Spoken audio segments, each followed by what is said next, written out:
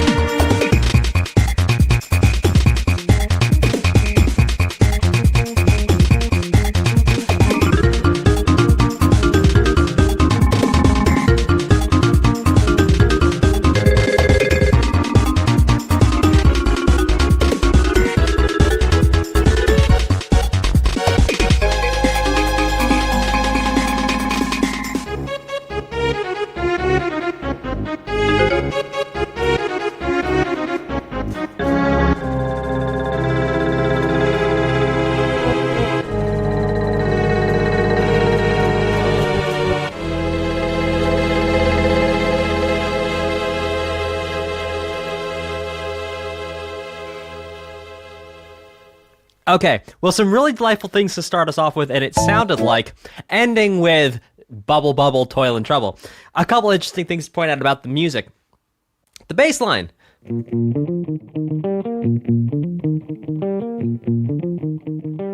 Really cool, hanging out around the 1. Now, you might be saying, well, Dan, what on earth do you mean by it's hanging around the 1? If you're a music teacher, explain it. Okay, you got it.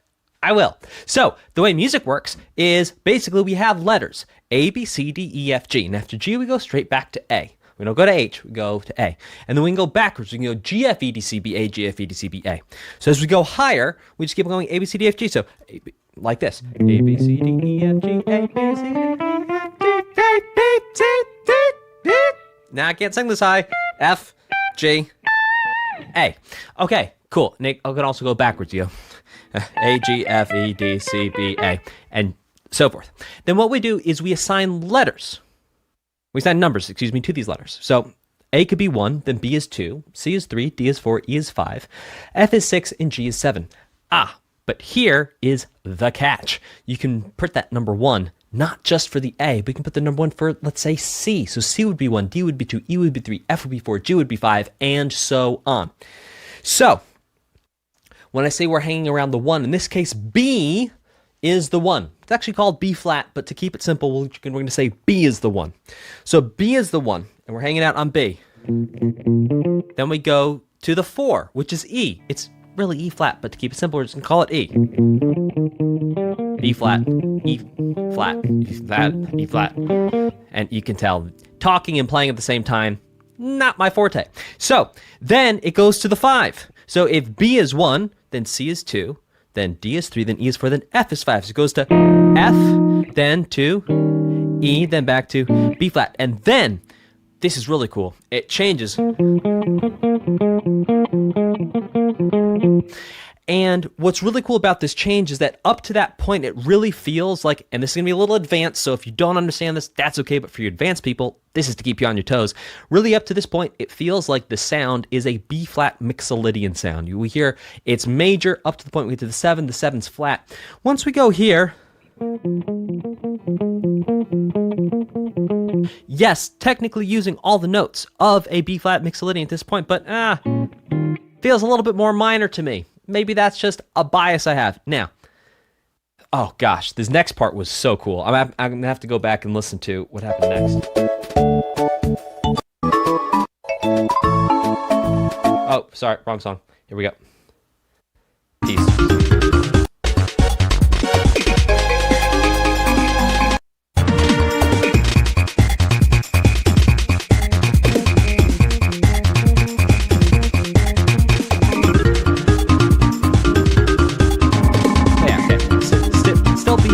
Mixolydian here. Still B flat mixolydian. Okay, now it's going up here.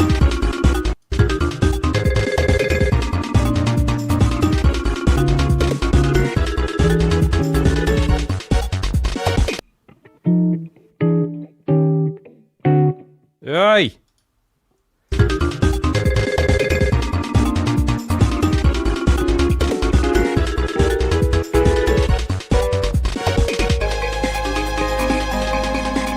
Okay, and then it's going B flat to D flat to, then what was it? D flat to E to G flat, A flat.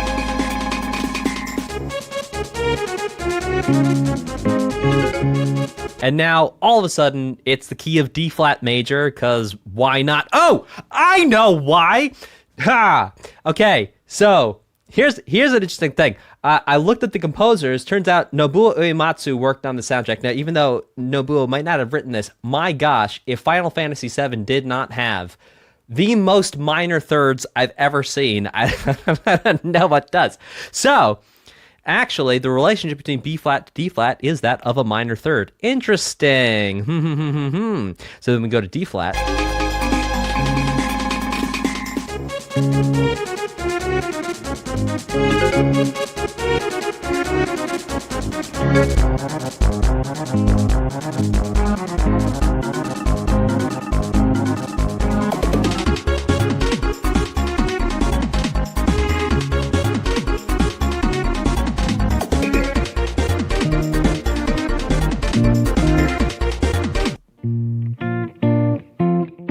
And then it goes back to B flat.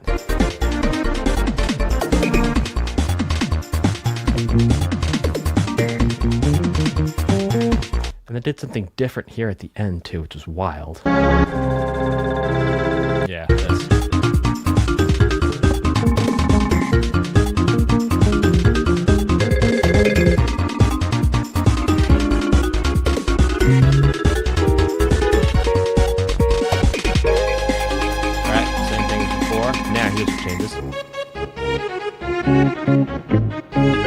Back to D flat.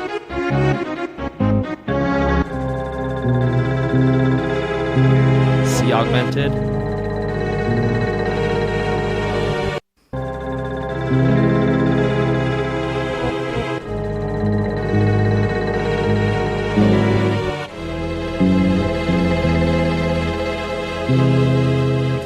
to something to then an E augmented.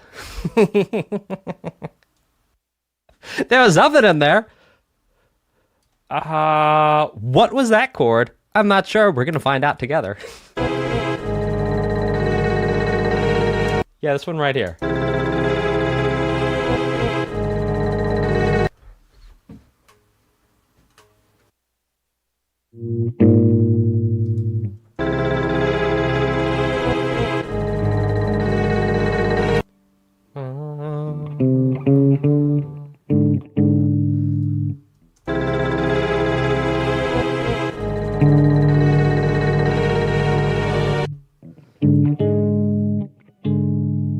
Could it be as simple? No, surely not.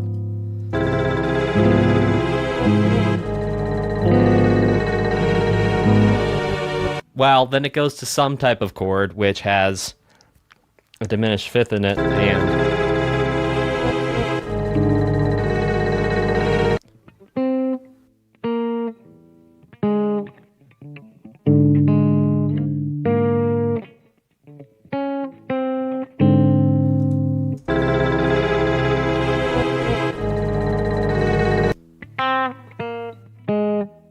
oi.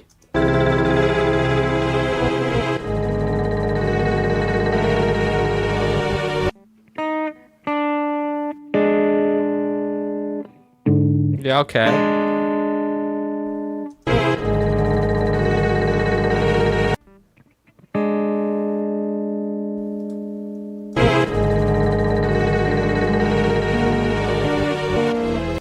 Yeah, it's like a flat diminished sus 2 flat 5. Something along the lines, somewhere in the neighborhood of an A flat sus 2 flat 5. Let's keep this thing going and moving along with Let's Try. Speaking of trying, I really did just try. All right, let's keep this going.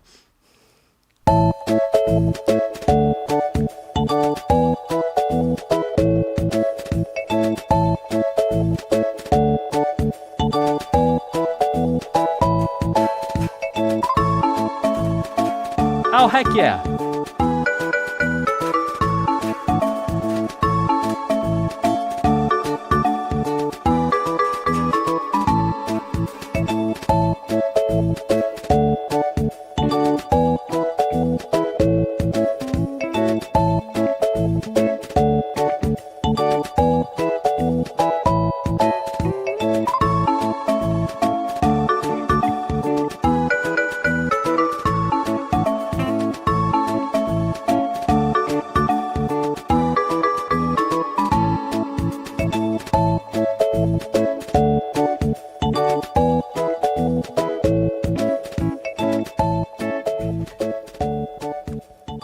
Well, that's a beloved melody that I heard many times playing Super Mario World on my SNES.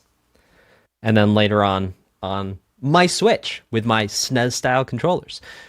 Delightful, awesome, lovely to hear it reworked and presented in this, well, kind of reggae-ish sort of groovy thing. Very fun. The underlying harmony that's happening here is actually relatively straightforward. It's 1-4-5 in A. A is pretty easy to figure out where we're going. So if A is 1, what's 4? Let's count it together. A, B, C, D. D is 4. What's 5? Let's count it together. A, B, C, D, E. There you go. So it's a 1-4-5. 1, 4, 5, 1, 1, 4, 5, 1. Cool stuff. Let's keep this going with In the Flower Garden.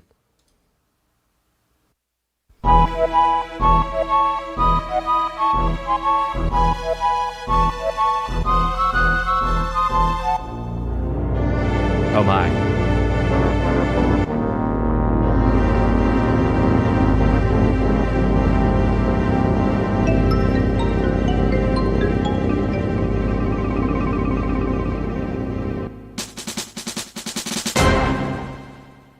Yeah, I'm gonna go ahead and guess cutscene music. Also, a lot of these chords and harmonies remind me of A Link to the Past, also on the SNES, also a game I've beaten twice, perhaps thrice. Enjoyed it thoroughly. I did use a walkthrough. Do you remember? Yeah. Type a 3 in the chat. Type a 3 in the comments if you remember the days when if you wanted to get a walkthrough for a game you couldn't beat, you had to go to the game store, and if they didn't have it, you had to walk up to the counter and be like, "Excuse me, please. Could you please order me?" Because Amazon didn't exist back in the day. You couldn't just go buy this stuff. You had to go to the store and you'd be like, "Excuse me, please. Could you please?" And like you literally had to go admit to the person that you couldn't beat the game. You'd be like, "Excuse me, please. I suck. Could you please order me the walkthrough for a certain game?" Oh, you kids who just Google stuff and look it up on IGN these days. Oh, you kids have it so easy. You have no idea how hard it was. You have no idea. I feel like... And then you had to go pick it up 2 weeks later, and I mean, like, everyone in the store knew you couldn't beat the game at that point because, like, they had your name on a list. They had to call you when it came in. They're like, "Are you ready to come in and pick up your cheat sheet, person who can't beat the game?" You'd be like, "Yes." And then you drive to the store. Well, in my case, you'd be like, "Dad, could you please drive me to the store?" And then Dad would drive you to the store, and you'd be like, yes, it's me. I'm the one who can't beat the game. Can I please have the walkthrough?" And, yeah. Well, there you go. Okay. Let's keep this going. What were we talking about? Right, Link to the Past, chords. Okay.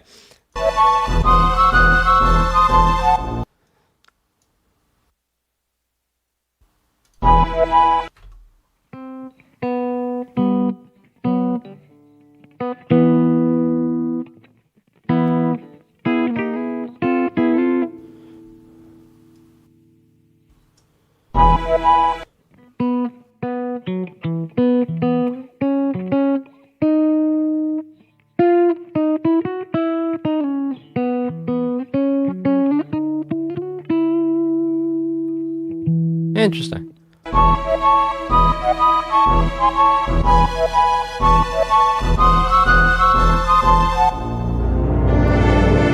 Like that right there is, I think, at least the top part of it, note for note from Link to the Past.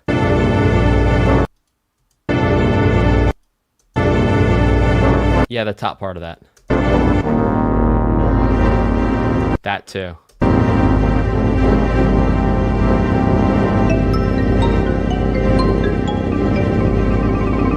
Sounds like naughty Koopas running around. Yeah, cool. All right, let's keep this going with Koopa Castle.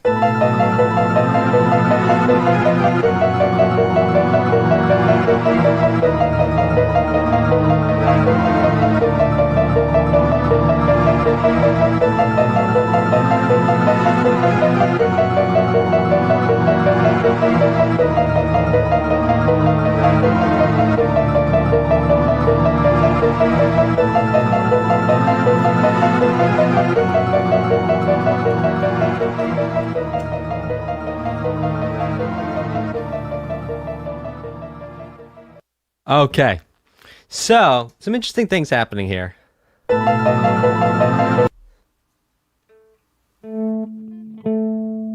let's pop this up. Is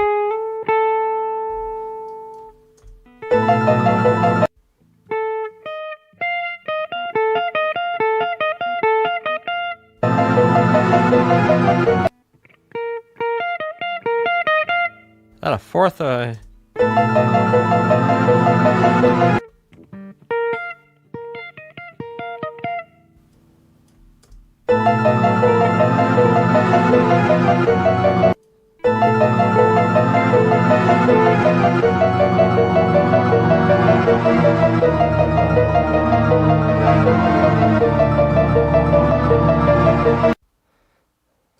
Huh.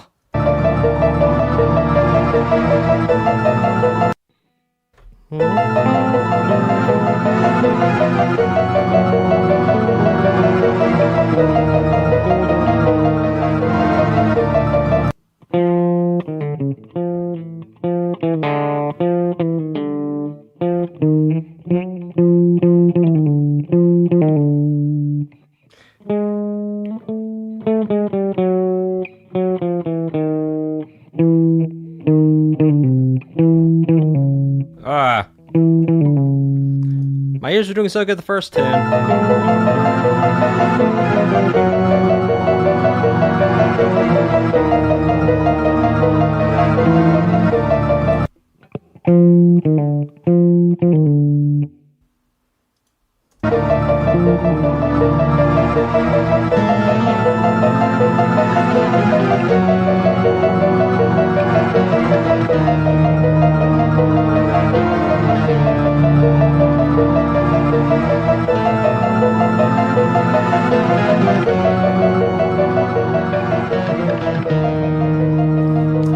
Well, okay. Lots of dissonance here, which is what indeed makes it feel like a Koopa Castle. So we can essentially think of musical dissonance as representing, well, danger. And oh me, oh my, what shall I do?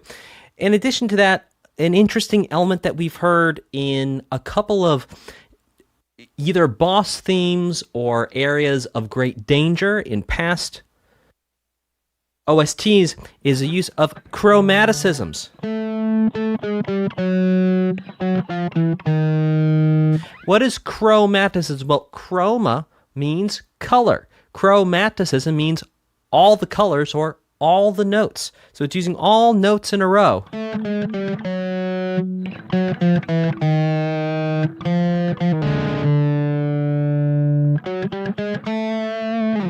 And that's part of what makes that sound so, well, threatening. Let's check out Fight Against already. Track 5 is Fight Against Bowser. My goodness. All right, Fight Against Bowser. I doubt we're going to win, and likely we'll have to fight him again at the end. Spoiler! Just guessing.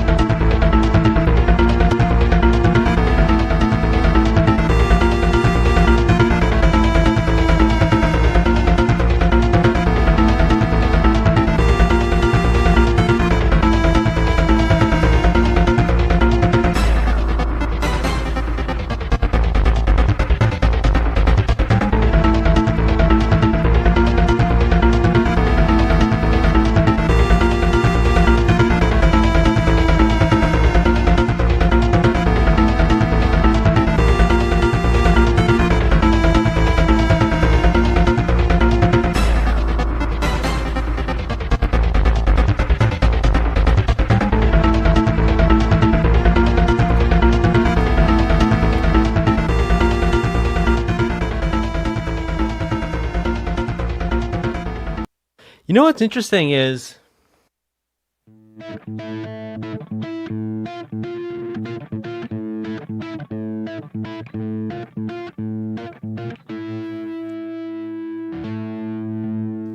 it's interesting. Okay. So what we have here is an A5 and then leaving the A and going up to a B flat 5. So moving both of these notes up by 1/2 step. Really interesting groove there. Oh no, it goes to B flat in the bass. Yeah, sorry.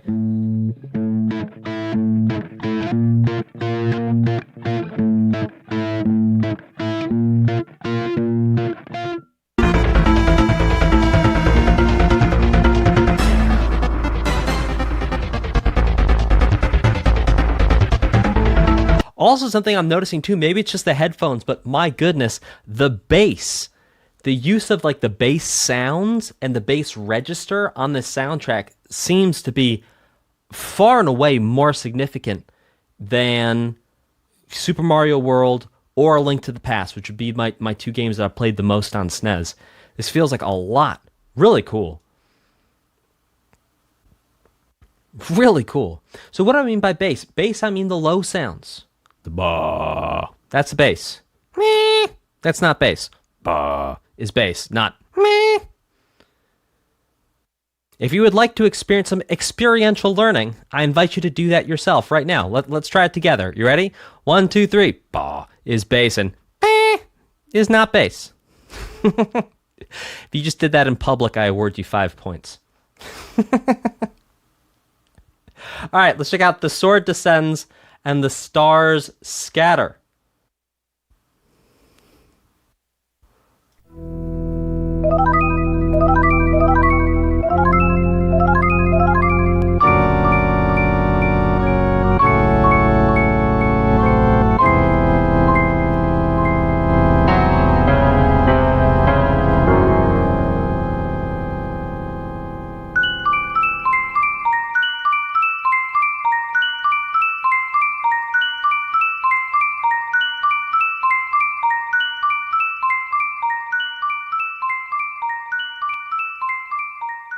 Okay. At the beginning here.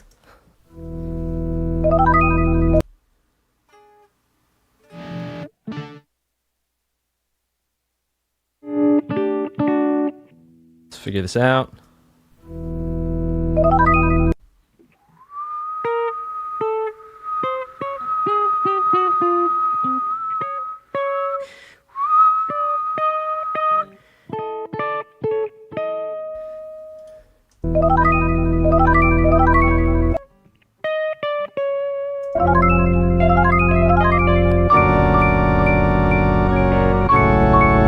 Okay. Chromaticism there. Oy.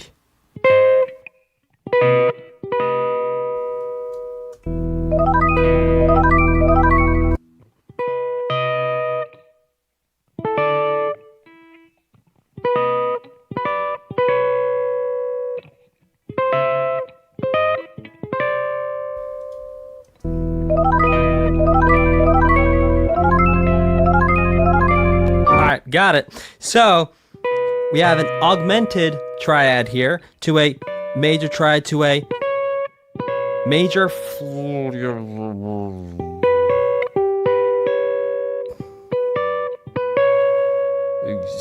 add two.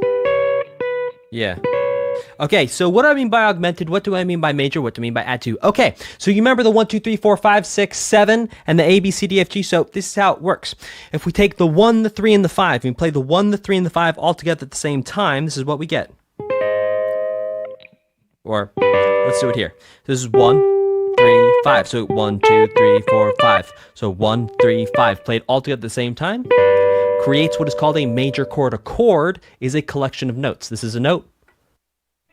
This is a note, this is a note, this is a note.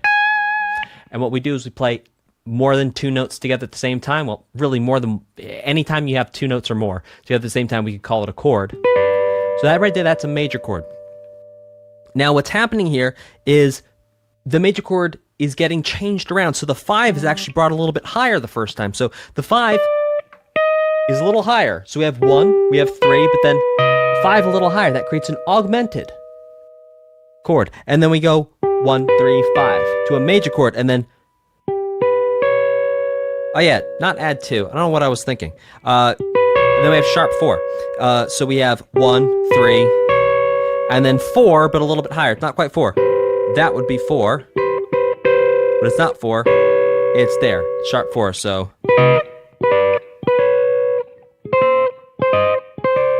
and it's that same idea, played once and then taken a little higher and done again.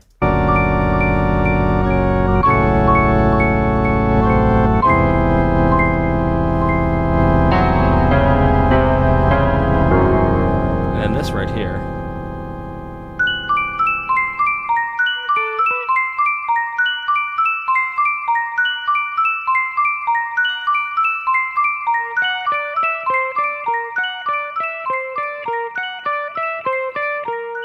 That's using something called the whole tone scale. The whole tone scale, you can actually see it visually pretty well on the guitar. I want to make sure you see it. So hold on, turn your volume down like just a little bit. I'm gonna move the mic. Right, great. Okay, now what you can see on the guitar is you see these metal bits here. These are called frets. Now what happens is if I skip 1 fret every time I play a note, it's gonna create something called the whole tone scale. Let's get some volume.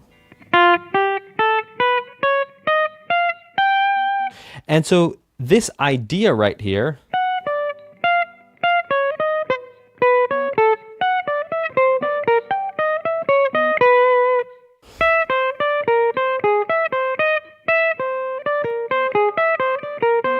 that's using notes from the whole tone scale, which is what creates that sort of interesting, mysterious sound.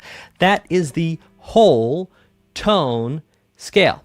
Okay, let's keep this going with Super Pipe House.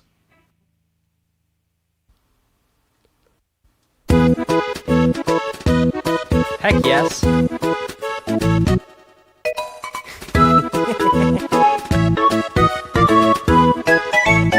I'll love it. Yes.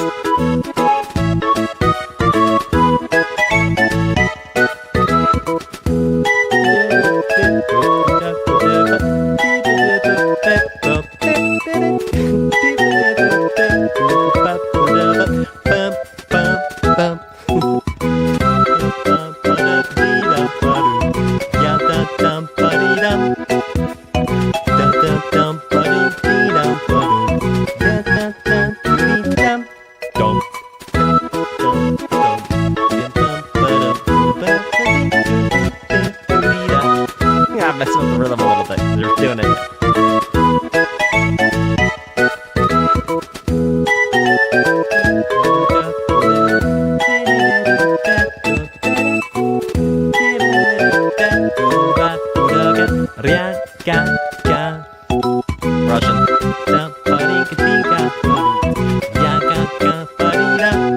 Hey!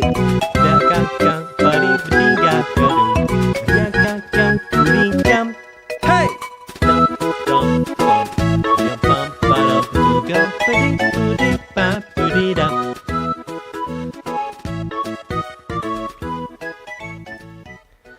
Okay, well, let's talk about a couple things like how this is different from bum bum bum ba-dum ba-dum booty booty dooty bum ba-da-bum. It's reworking the melody. And yes, the whole arrangement is reworked, but let's talk about the melody specifically. So type a 2 in the chat if this version of this melody feels a little herky-jerky, to use a technical term. Type a 2 in the chat if you feel like this melody feels a little herky-jerky. Again, that is a 2 to upvote the concept that this feels herky-jerky.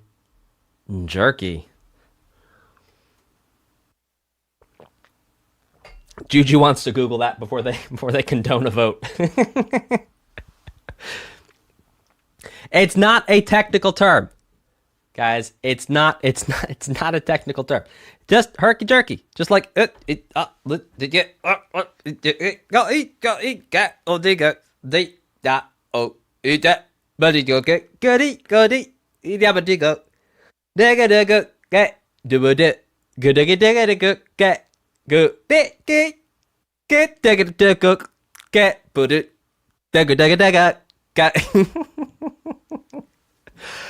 Okay. Fortunately, you know what? I just want to say for everyone who Googled that before you agreed to it, I think that's a very responsible move. So, look, what are we looking at here? It's reworking the idea of the theme, but making it, spacing it out, changing the rhythms in some places, but still keeping, for the most part, there's a couple of exceptions, but for the most part, keeping the same order of notes.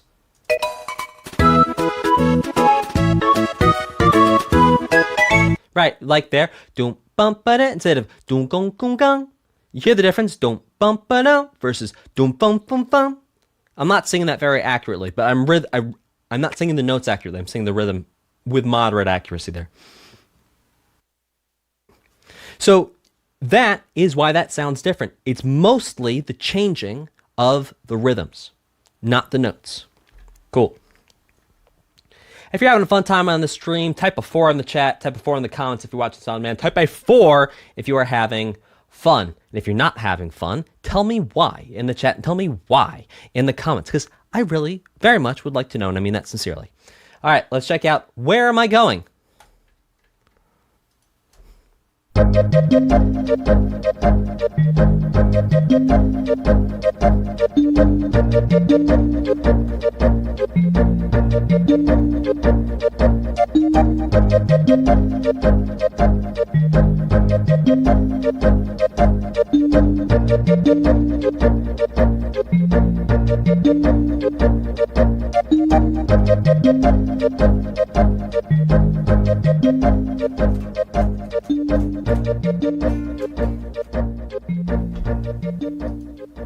right, we're going to pull that back, and just for the heck of it, we're going to do something wild.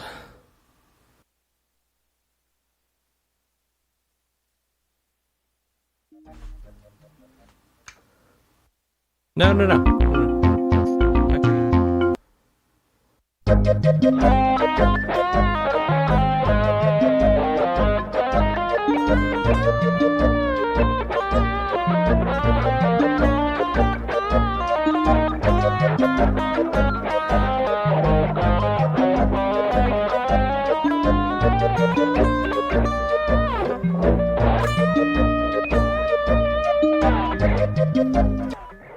Just wanted to do that real quick.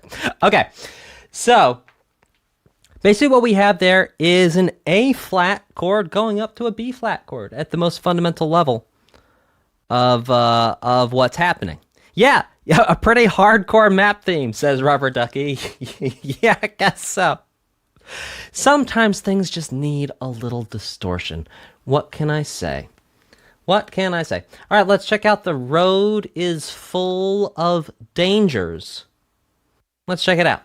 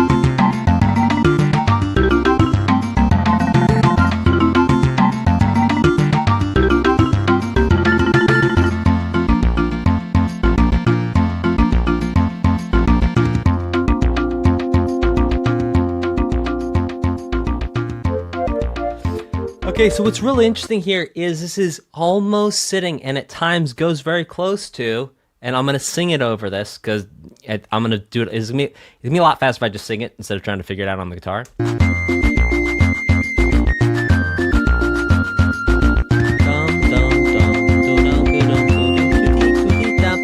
Right?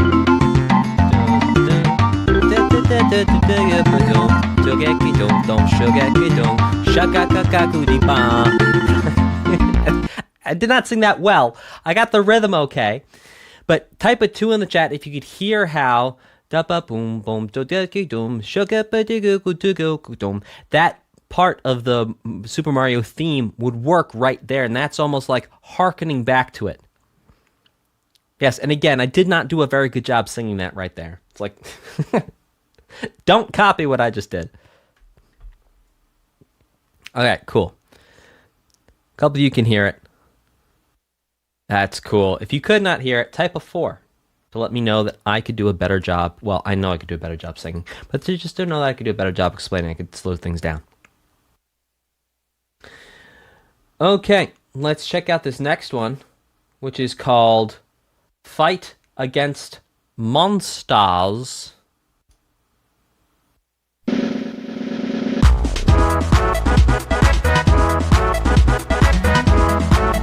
Groovy monsters, baby.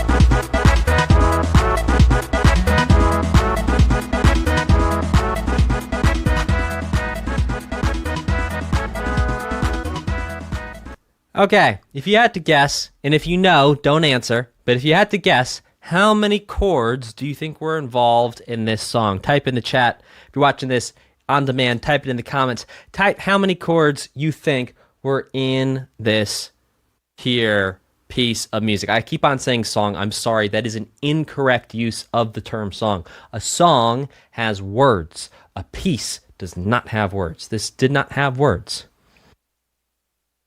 All right, Hansel and Gretel says 1. Mickey Husky says 1. Nout Not says 1. Dashing lub says 1. Somewhere between 1 and 90, probably IDK says Telfi, saying I'm going to take my ball and go home. T-Mac says I'm contrarian and say 2. I love acknowledging your own psychology. That's amazing. Popcat says 2. Iris says 2. No clue. Mikey 2K says 2. Okay, here's the thing. It's basically one chord the whole time. And they're just dressing it up.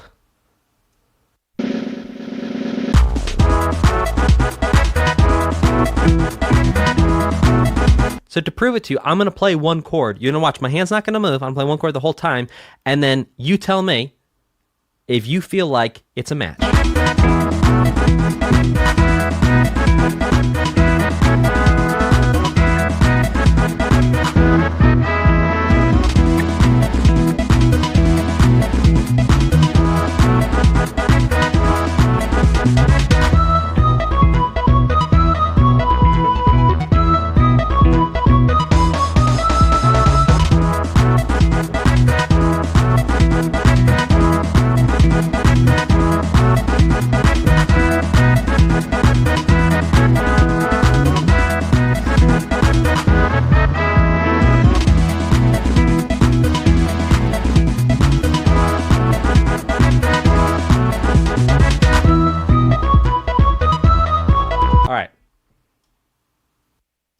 One chord. One chord. Not 2. 1. Yes, okay, but here's the thing. Hans Gretel, the chords that are created that are not the fundamental foundation chord, there are other chords that are created over that chord, but all they are doing is they are emphasizing a melody. They're harmonizing the melody, which technically does create a chord, but in and of itself, it does not create a chord against the fundamental foundational chord. The fundamental foundational chord is just an E major the whole way through. And then it's dressed up on top of that.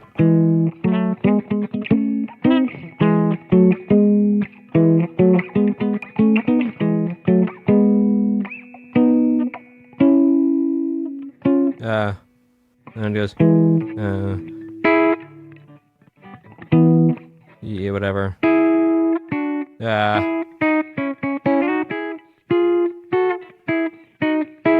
Whatever. Kamikaze once says there's definitely a 5-1 cadence in there. I don't know. I hear a 5-1 bass over one chord.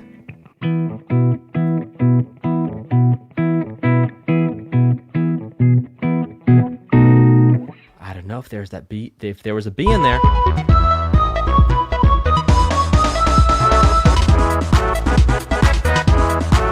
Well, it's technically not a 1-5 bass.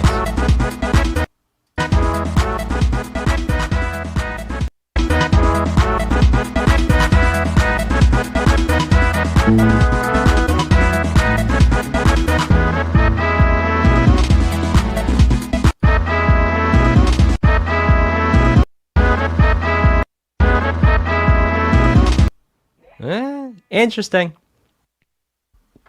Interesting. Kamikaze, you can make a case for the 5-1 that is unsaid. It is true. It is true. Like right here.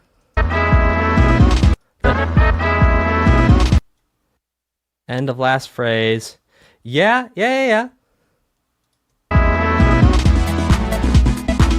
Right. Okay. But just because the melody do that, don't mean that it's 5-1 cadence. It could just be the melody doing that, and there could still be an E underneath. Interesting.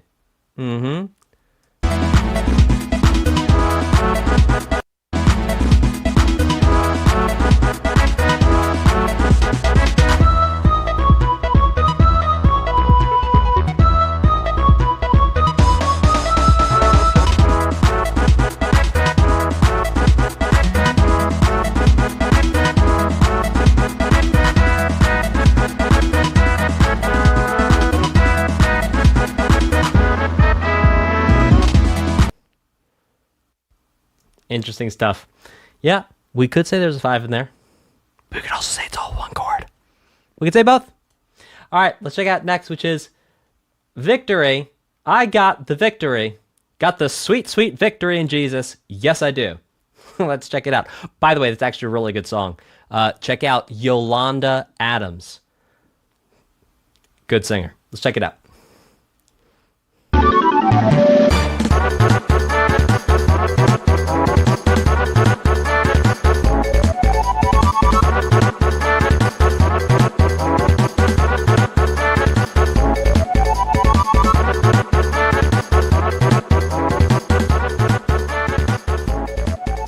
All right, let's grab this.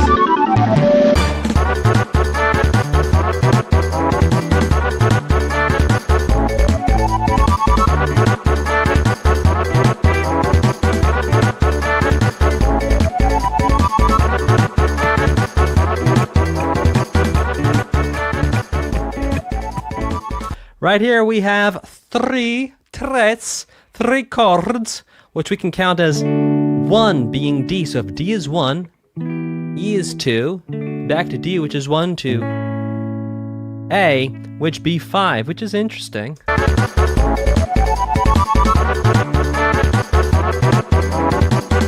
It's interesting because the 2 is functioning as the subdominant area, which indeed an E minor is one note different from a G. Yes. If we were to take the E and turn it into a D, we'd have a G. Cool stuff. All right, this next piece of music is Quirled. Hello, Happy Kingdom.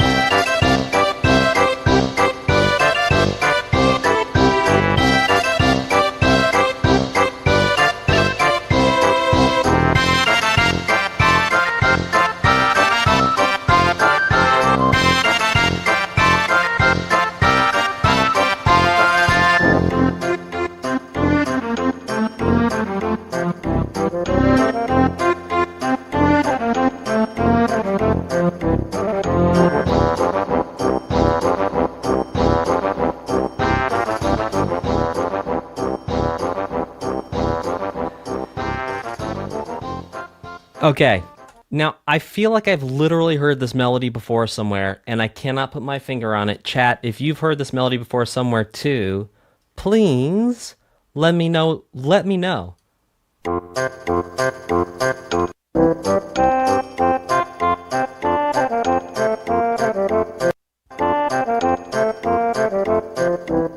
was it in the intro? My goodness, I'm like, I've heard this somewhere before. It's like somewhere in my deep and dark past, covered in the cobwebs of time. I've heard this before. Turns out it was in the intro. You know the piece I listened to 12 pieces ago? Ouch. Well, at least my memory is working to the point that I remember that I heard this before. But it also seems like not just like that I heard it today. Like this feels like I've heard it somewhere else too.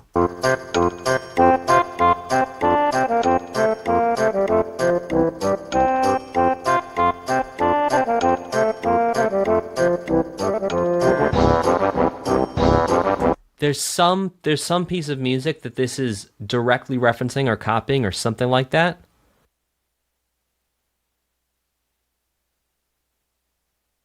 Legend of Mana, maybe?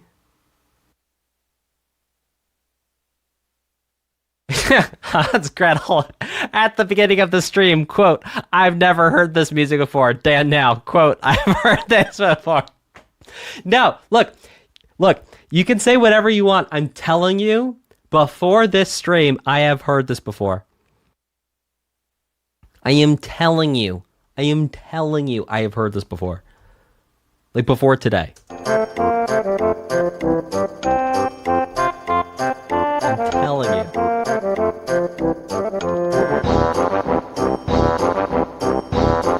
Maybe in Smash, yeah.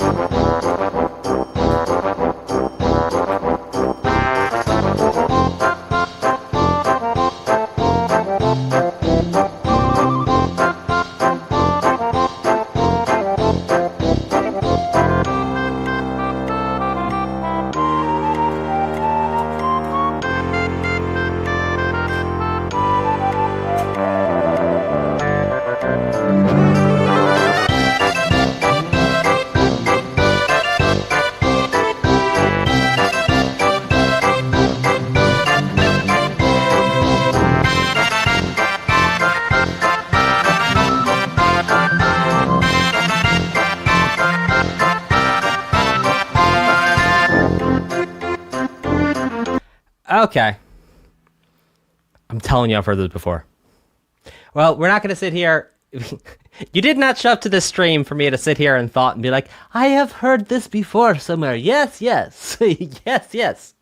So before we start hemorrhaging viewers, let's go ahead and check out this next one called Explanation.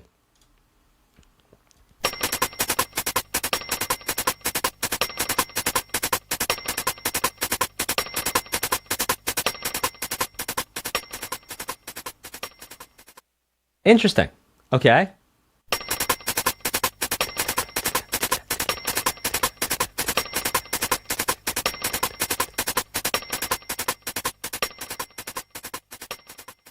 Okay.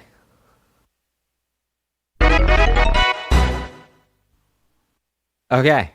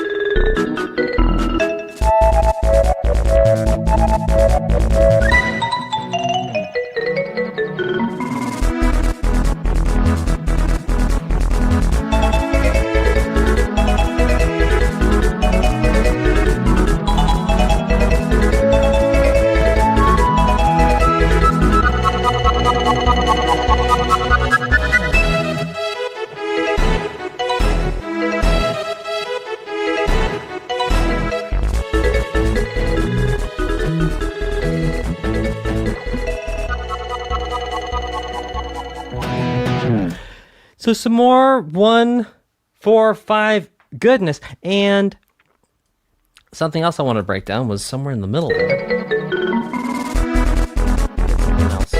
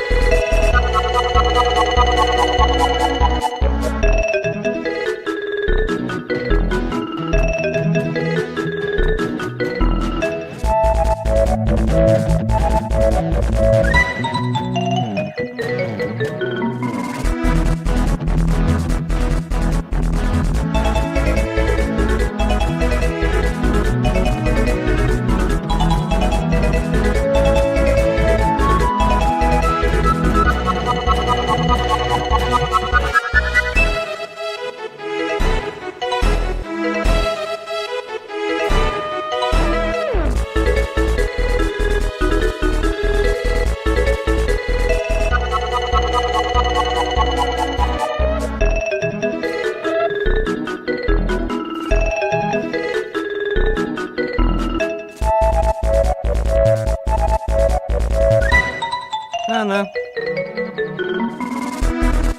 Hanging out on the 1, the 4, the 5 in the key of E. E being the 1, A being the 4, B being the 5. Every once in a while, I like to make things like this just a little metal. You know, just you know, hey, you call it metal, maybe not. You know, it might be hard rock. You know, just give it a little zhuzh.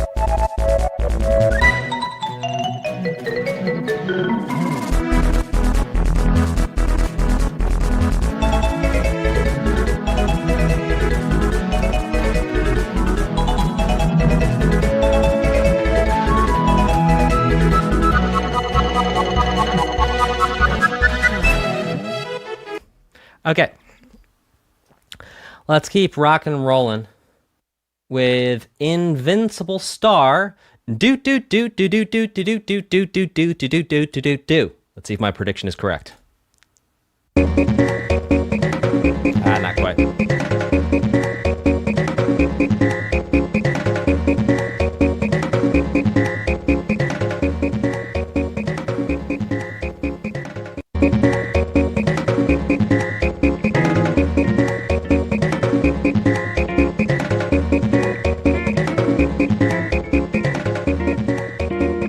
Oi.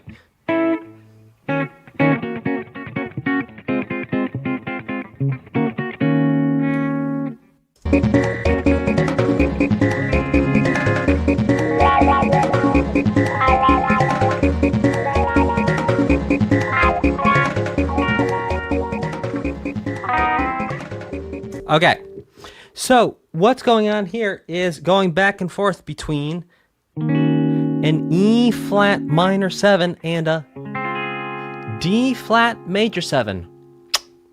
Gorgeous. Gorgeous. Let's check out Fight Against a Somewhat Stronger Monster. Oh my.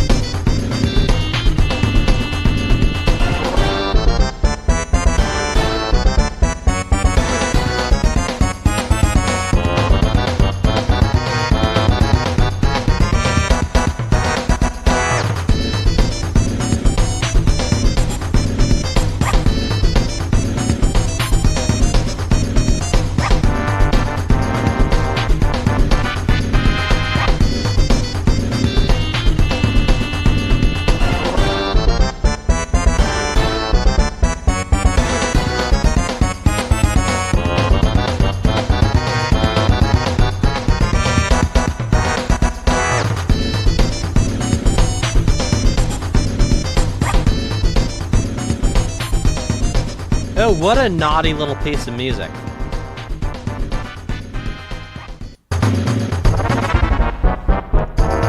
I mean, even that.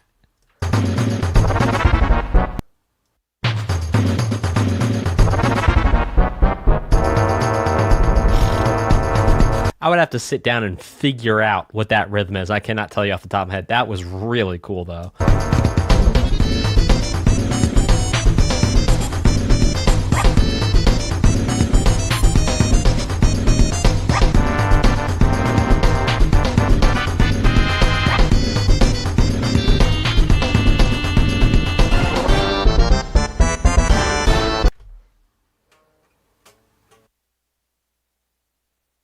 Where's my volume? There we go. Shout out to Chris. Awesome support of the channel. Always brings good vibes when Chris... Well, Chris, I'm not going to try and say your last name. Always bringing good vibes, though. So thank you so much for coming around. Thank you for your super sticker. Let's keep this going.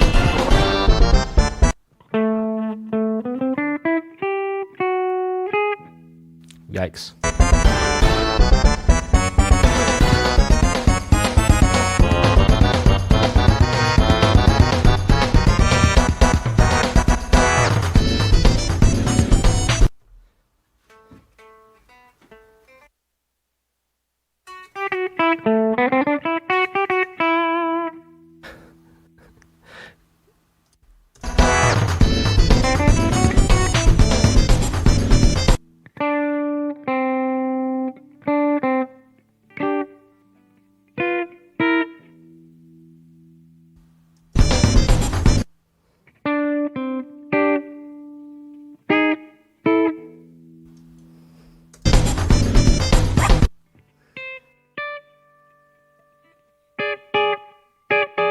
Oi! Wow. Okay, so what's cool about this is that's walking up what we're going to call a Dorian mode. So when we take a minor, natural minor scale, and we raise the 6th scale degree up by a half step. And then it goes somewhere altogether different. Yeah, let's see if I can snag that.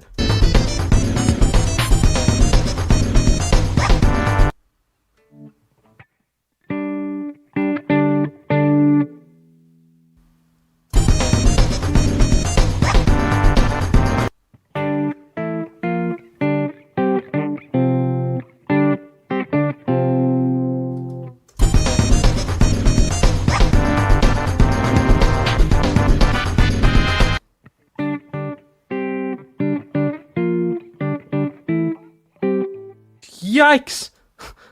All right.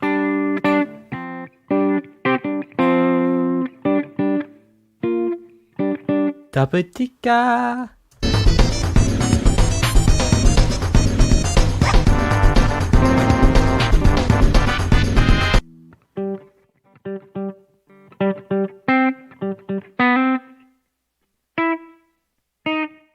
Whatever. Let's leave it. I'll take my mulligan on that one. Let's go to, here's some weapons.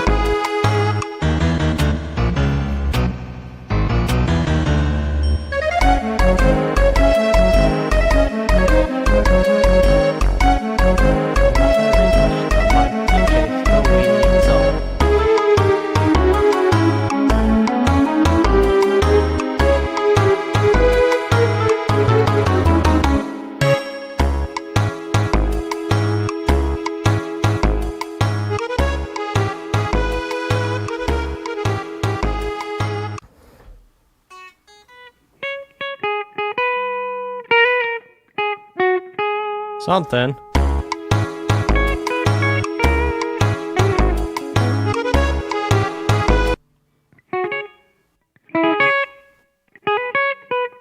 makes whatever.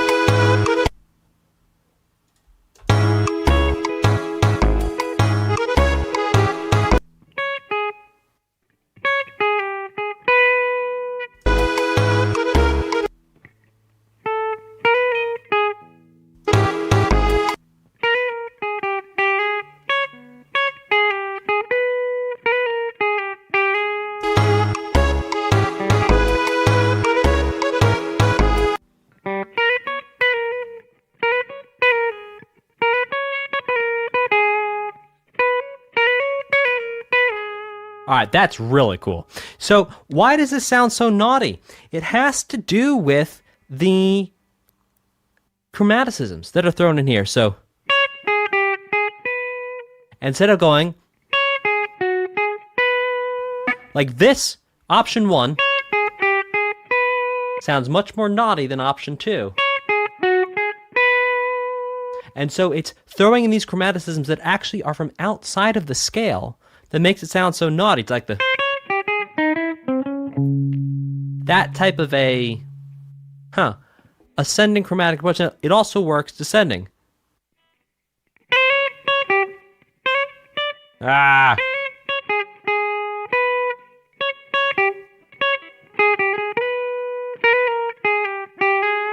Yeah, and again.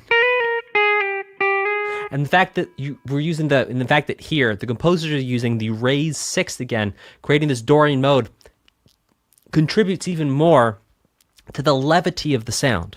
Because if it was the natural minor,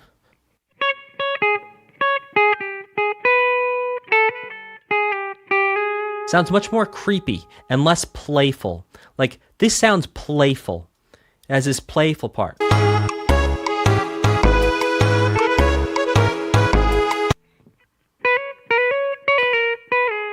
Yeah. So here, check it out. Here's option 1. I'm going to need your voting. Option 1, and I may start to paraphrase the melody a little bit, but option 1.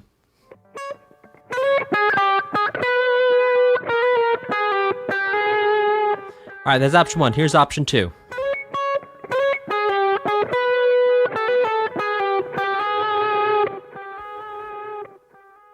Option 1, option 2. Here's option 1 one more time.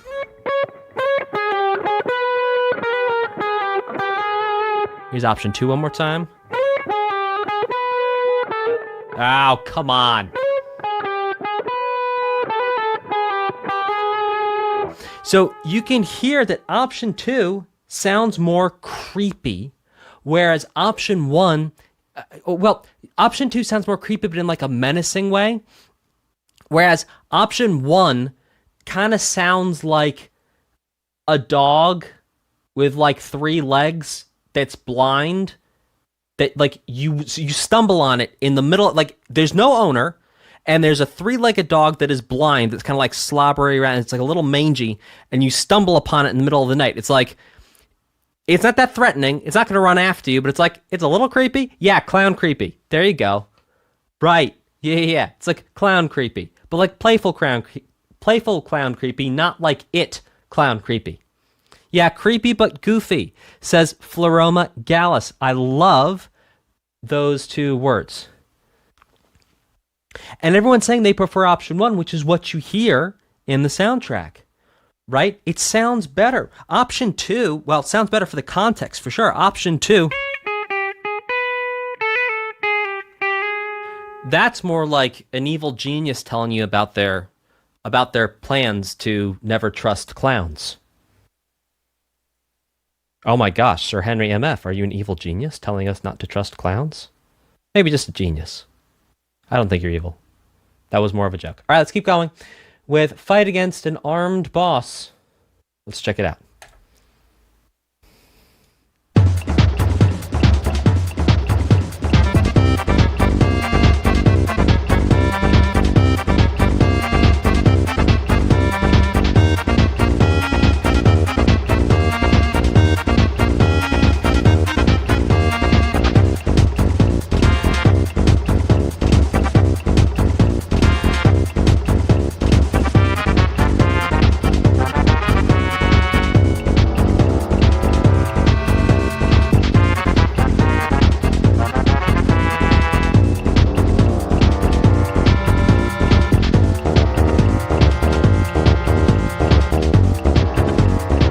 just like the castles in Super Mario World.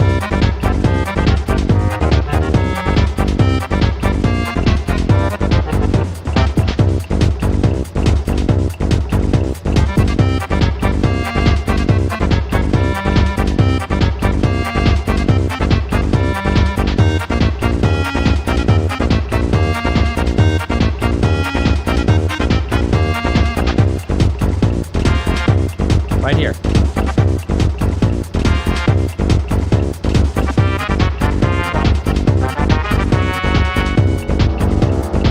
Right there. That's Super Mario World Castle.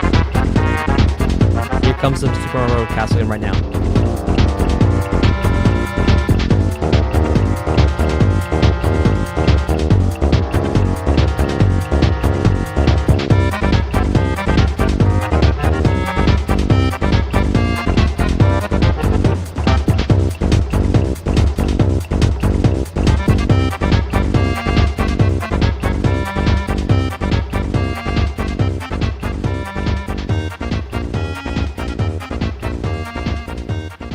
Well, that's a lot of fun. Type a 3 in the chat if you could hear those do-do-do-do, those ascending stacked motions.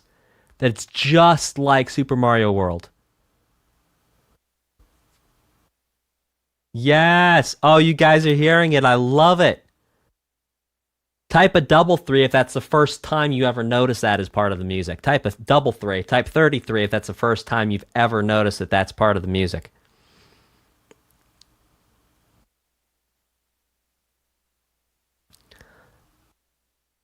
Oh, we got a bunch of people making the connection for the first time. How cool is that? I love it. Ah, finding hidden connections. Sweet. Love it. By the way, I'd like to offer all our lurkers lurker amnesty moment. If you would like to type a 3 or 3-3, I will not call you out. And you can briefly participate if you so choose. I will not call you out. Again, I will not call you out if any lurkers would like to say 3-3 or 3 now to participate on some level. I will not call you out. You can remain anonymous, but also participate safely. Or again, I will not call you out. Okay. Let's check out Got a Star Piece.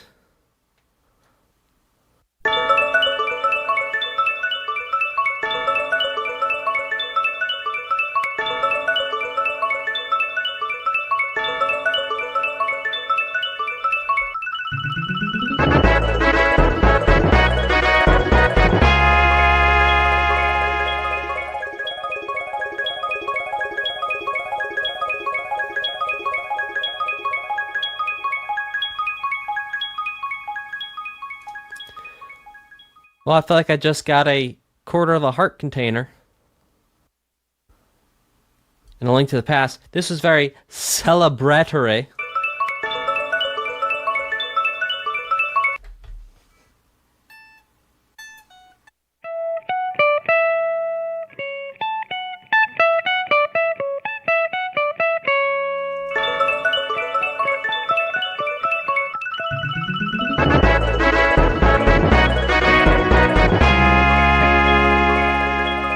And then major chords ascending by whole step. An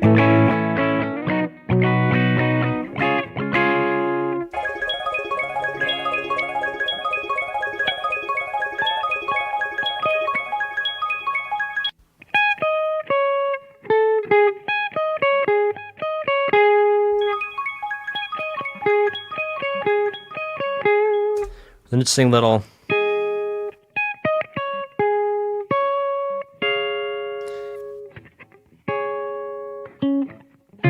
yeah, so and then on the C sharp, then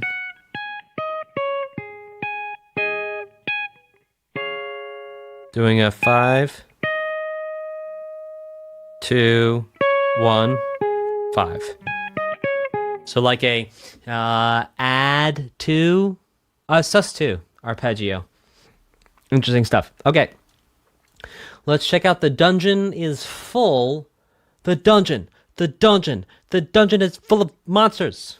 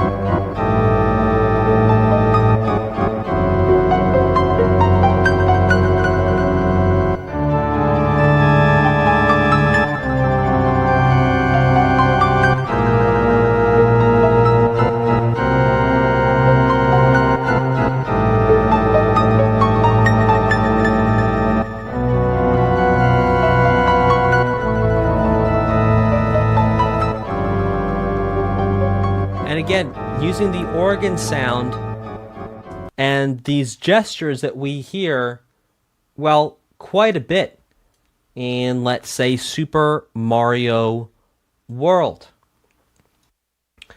All right, ladies and germs, take a quick 30-second pause here to look around your room, focus your eyes on something that is more than 20 feet away from you, look out a window while I fix the OBS title thing, which got kind of weird. So I'm going to fix that real quick. Yeah, stand up stretch. This is the 7th inning stretch. Take me out to the ball game. Take me out to the crowd. Buy me some peanuts and Cracker Jacks. I don't care if I ever get back to the root. Root for the home team. If they don't win, it's a shame.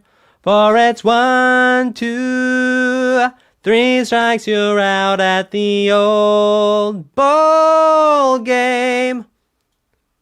All right, let's keep this going with wherever we were last. Help. Here we go.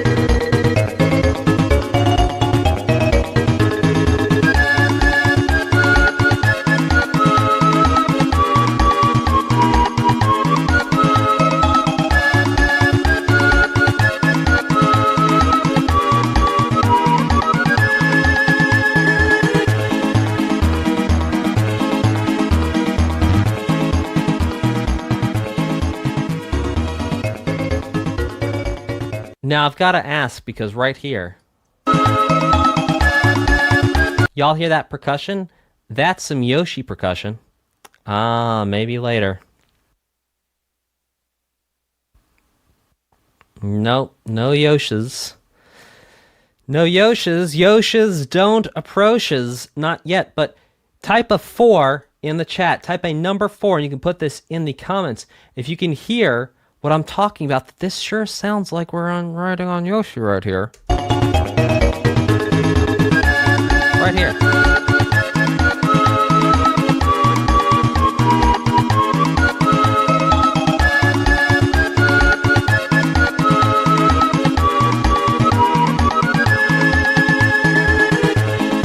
Yeah. Yoshi vibes. Well, that's an interesting thing, but no Yoshi here. Cool, and yes, Yoshi does have bongos when we ride him in Super Mario 3D World.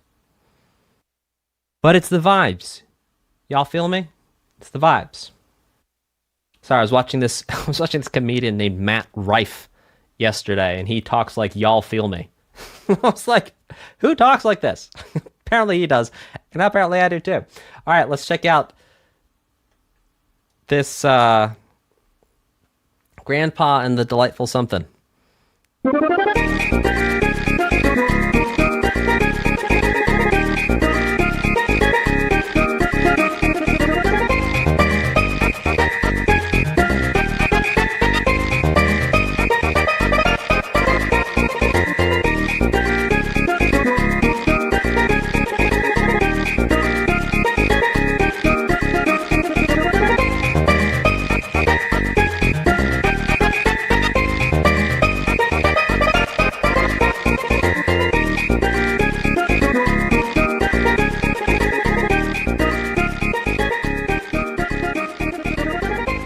All right, let's actually talk through this whole thing as we go.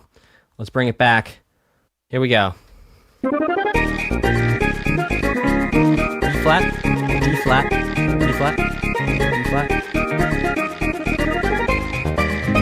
A flat. Oops. Actually missed that.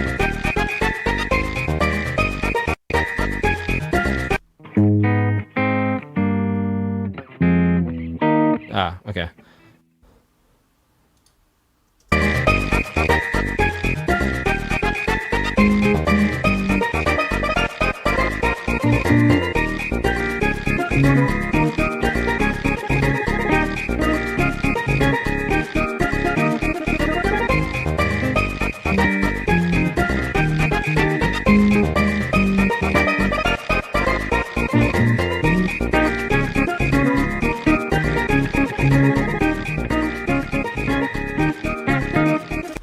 Cool. So E flat to D flat, E flat to D flat, E flat to D flat, E flat, D flat, E flat. And then it's A flat to G minor to F minor to E flat to A flat to G minor to essentially B flat. Cool stuff. Okay. Let's keep this going with shock. Shock and horror, shock and horror. Cheers.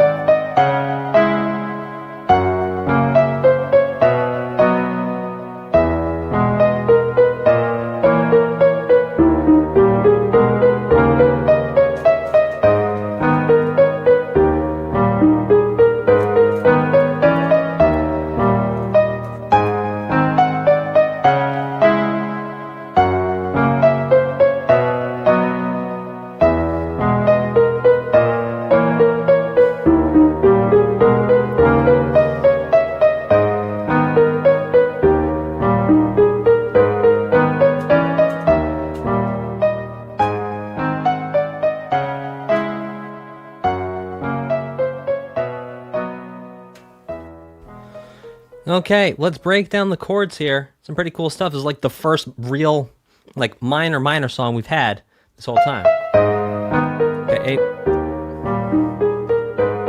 A flat minor, E flat.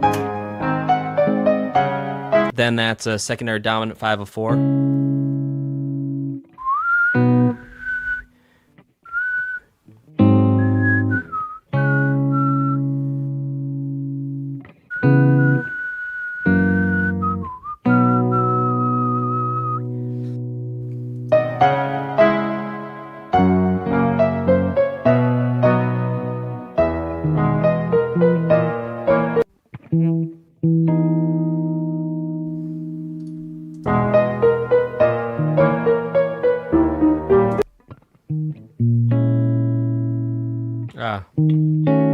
No. Right.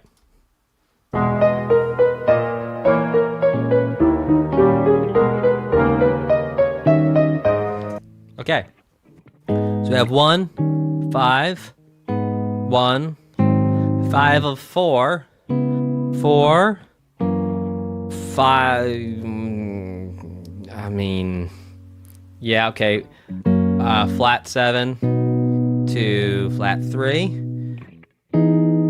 to 6 to 2 half diminished to 5, and then back to 1. Cool beans, hot chocolate. Let's rock this roll, or rather, let's play. Let's play.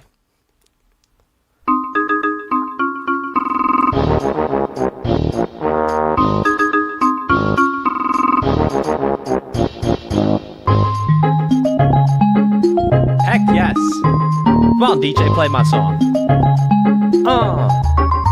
Yeah, yeah. Everyone, put your hands up. Oh, oh, oh, oh, oh, oh, oh, oh, oh, oh, oh. Break it down now. Oh. Woo.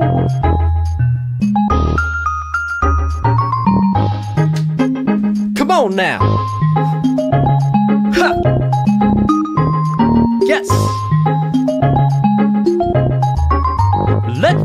now.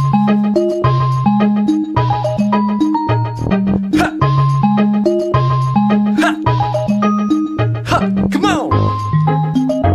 Let's go!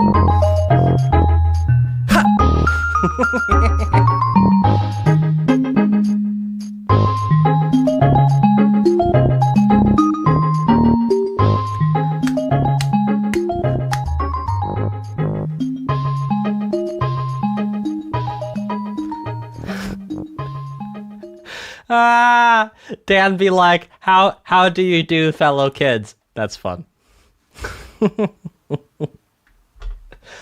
Oh my gosh, it's such a treat. Such a treat. That was really good. That was awesome.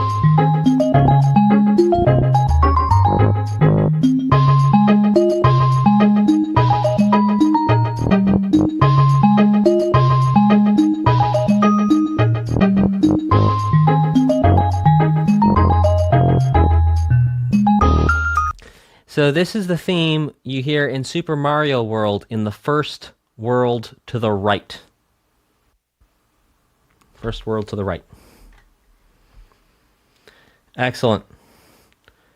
Let's check out Geno Awakens.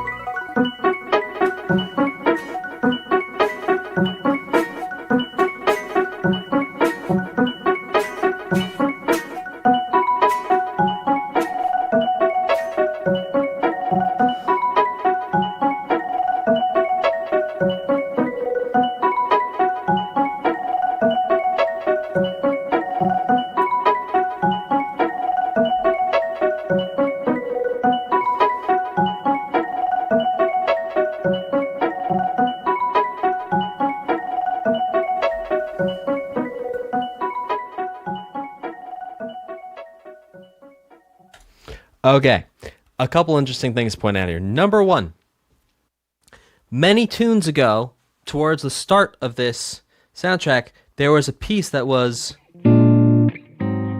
just going back and forth between B flat and A flat. Here, it goes back and forth between G and F. And then much like, not much like, exactly like the I Found a Piece of Star music, it ascends by whole step major. Really interesting stuff there. Major, major, major. So if this sounds like, well, an awakening, awaken, rising up, is much like the celebration of a star, which I assume, I'm just going to guess here, going out on a limb, that when you get it, you do something like this. And you hold it up. Holding up, the ascending, the you have arrived. Huzzah, hurrah. Okay, let's check out Beware the Forest's something. Beware of the forest mushrooms.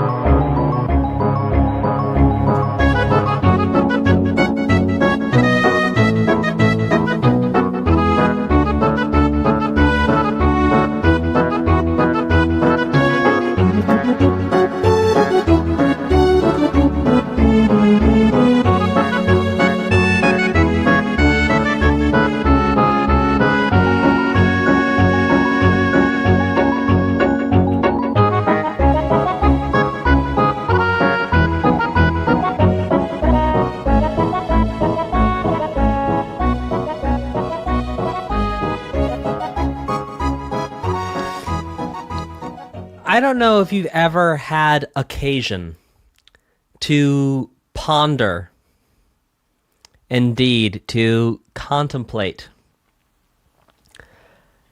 the imagery and the way Super Mario World works. And if you think about the years in which it was created, and I don't know, there's some interesting stuff. It's like, beware the forest mushrooms, but if you eat the mushroom, you become Super Mario. I don't know. Makes you wonder about how someone invented all these characters. To the music.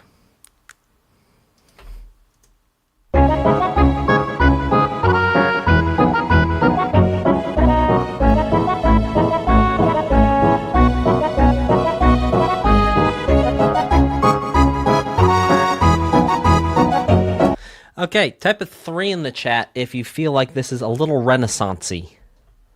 Type a 3 in the chat if you feel like this is a little Renaissance-y. Type a 3. Yeah. Okay, what makes it sound Renaissance-y is that raised 6 that we have heard before in this here OST. Remember we talked about it before? How we had that little, well, phrase.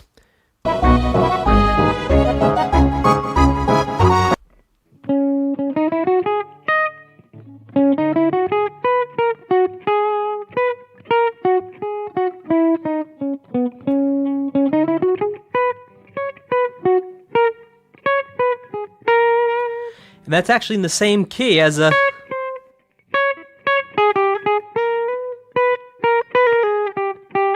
It's the same key. It's actually using the same scale. Very interesting. No, not Mixolydian, MRK. Dorian is the mode we are looking at here. Dorian, the Dorian sound. So we've actually heard this sound before in this here OST. What an interesting connection. So that brings me to ask around Beware the Forest Mushrooms, because again, I have not played this. You have. Why is there a connection between and the... Is there a character connection, a place connection? Like, what is the common denominator? What is the common denominator? There's a boss here. Is there also a boss at the... Is there also a boss there? So, interesting thought. Just SNES limitations? Maybe. Same group of villains, that's everywhere. Star pieces? Maybe. Place connection, vibes, both give to. You go to the forest while the city is being invaded by a Smithy gang member. Bad places. Okay. Also a boss there from a Smithy gang. The Anvils of Doom. Okay, you heard of Hell's Angels. Here come the Anvils of Doom. Alright, let's check out Rosetown.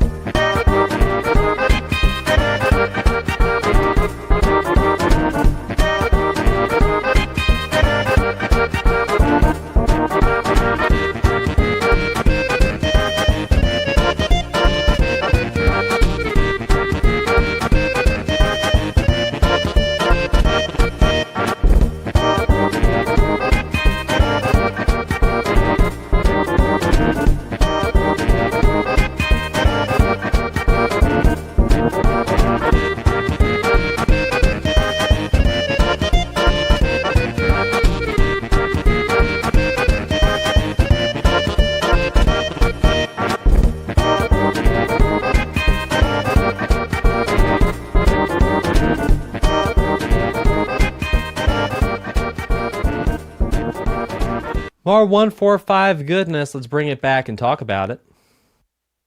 Here we go.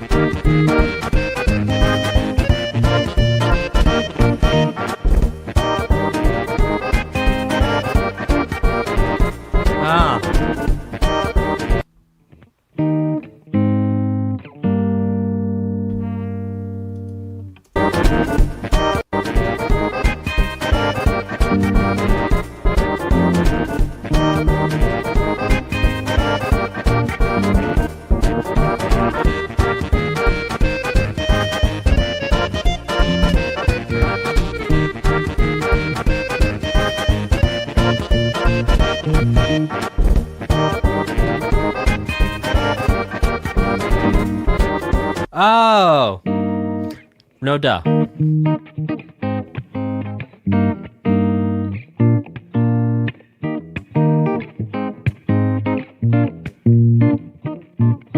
Okay, so what's happening here is it's a 1 goes to a 4, which goes to a, we're going to call this a 1 in first inversion, to a 5, to a 1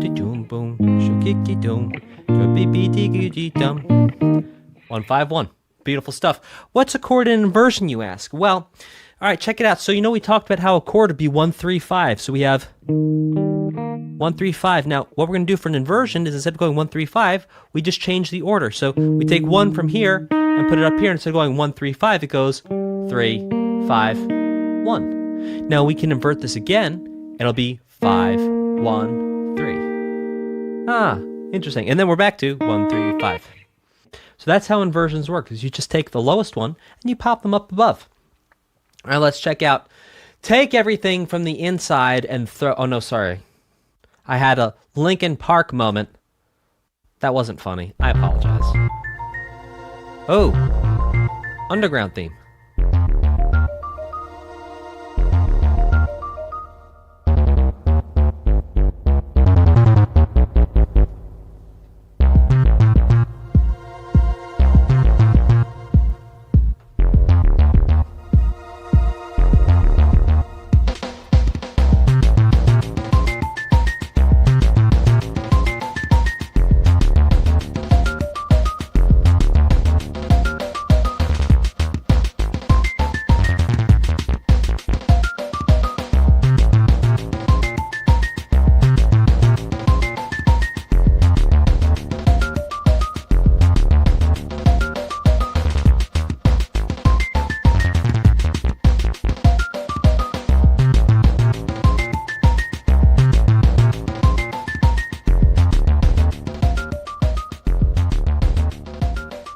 Okay, so just like how we heard earlier, the Super Mario theme being changed via rhythm, the same notes, but just the rhythm changing, we're hearing the same idea here.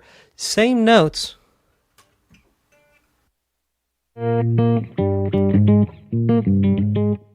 Right, so typically it's... But here... Ah, we get it once. We get it twice.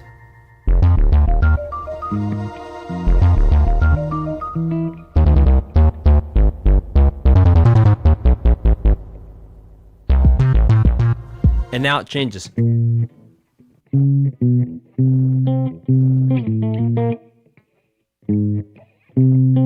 So instead of, it's... Let's see if y'all can hear the difference. Ready? 1, 2, 3, 4. Versus 1, 2, 3, 4. It's subtle, but it's there.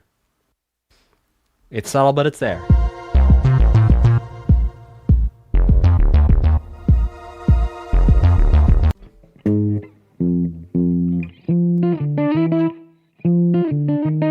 So the only difference is that the first note comes earlier. That's it. It's the same exact notes in the same exact order. The only thing that changes is the rhythm of one of the notes.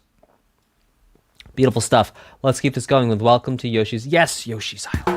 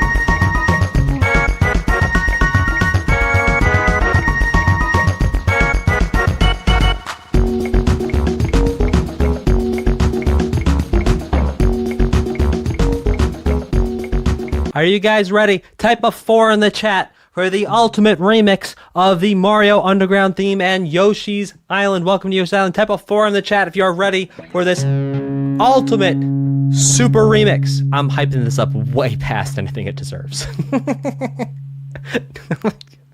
Full transparency. I'm way overhyping this. All right, here we go.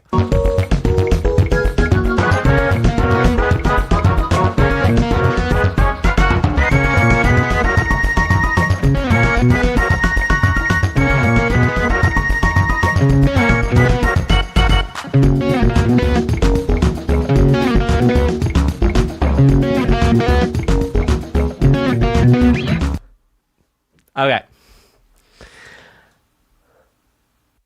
Let's keep going with Let's Race.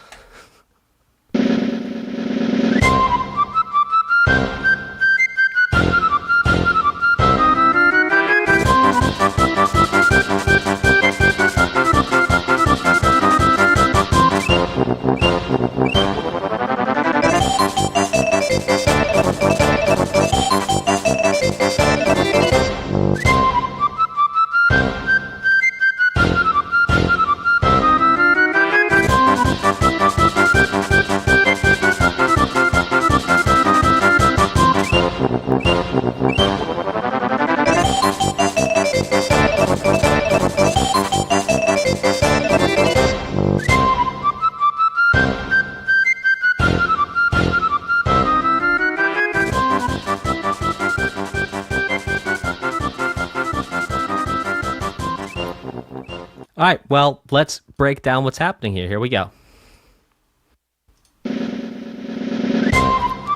C, which is 1. F, which is 4. 2, 1. 1. 1. 4. 1. 5. 4, 5. 1. 5. 5. 1. 4. 1. 1. 4. 1. Ah. That was interesting. 4,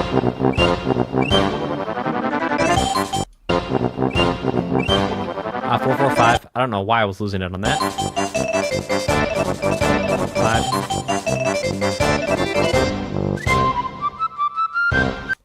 Alright, let's take it from where I lost the plot.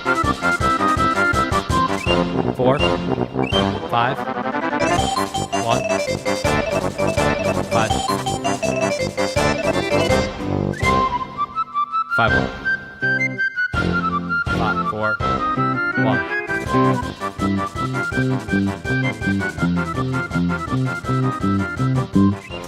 Cool stuff. The 1s, the 4s, and the 5s. Let's keep this rocking with hard-working moles.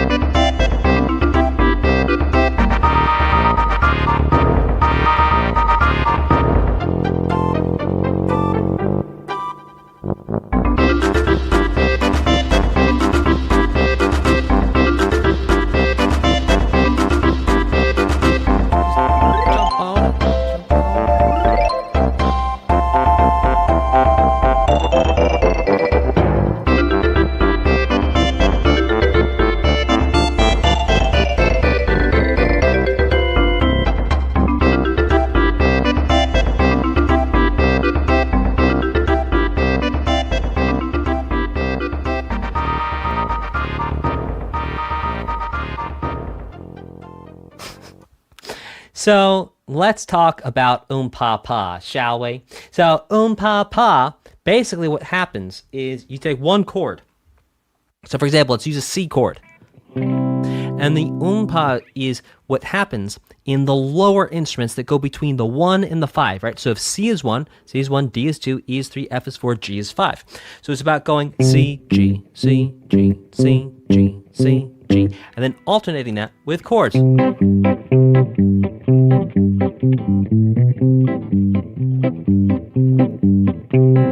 So we've heard this sound a lot in this OST so far, so I thought it might be valuable to break down this idea of this 1 to 5. The pa sound is 1, 5, 1, 5, 1, 5, 1, 5.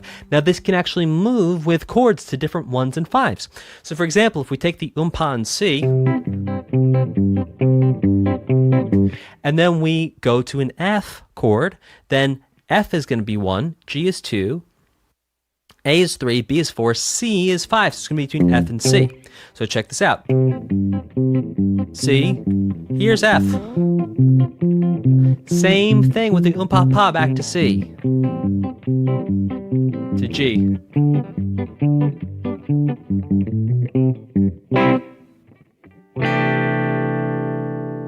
All right. Let's check out this next one, which is called Doherty Mountain.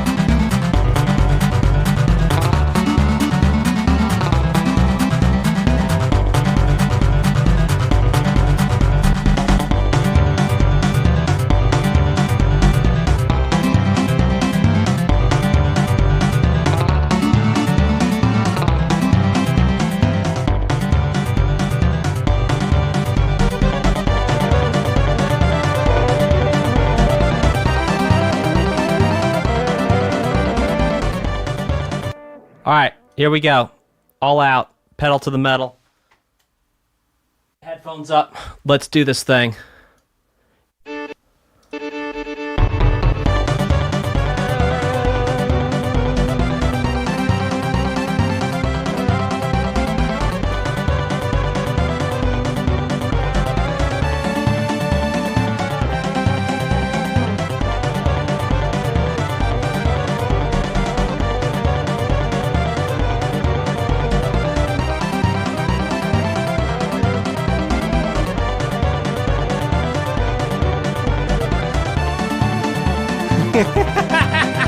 It's too fast! It's too fast! I tried. I gave it my all. It's too fast.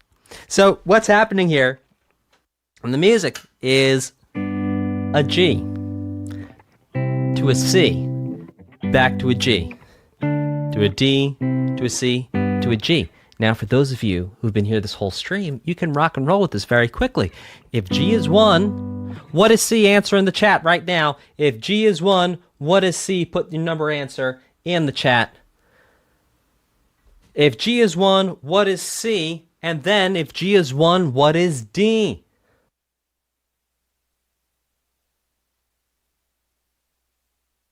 G, A, B, C. C is 4. If G is 1, G, A, B, C, D. D is 5. We got another 1, 4, 5 coming right at you.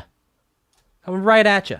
So many 1, 4, 5s in this amazing OST doing some incredible work. Dolce & Gabbana, Shamba take it down to my love, my love, my love, my love, my love, my love, my welcome to Bowser Town. Check it out.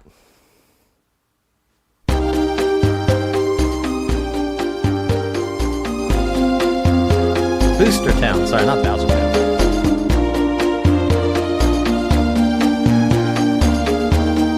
I know how to read.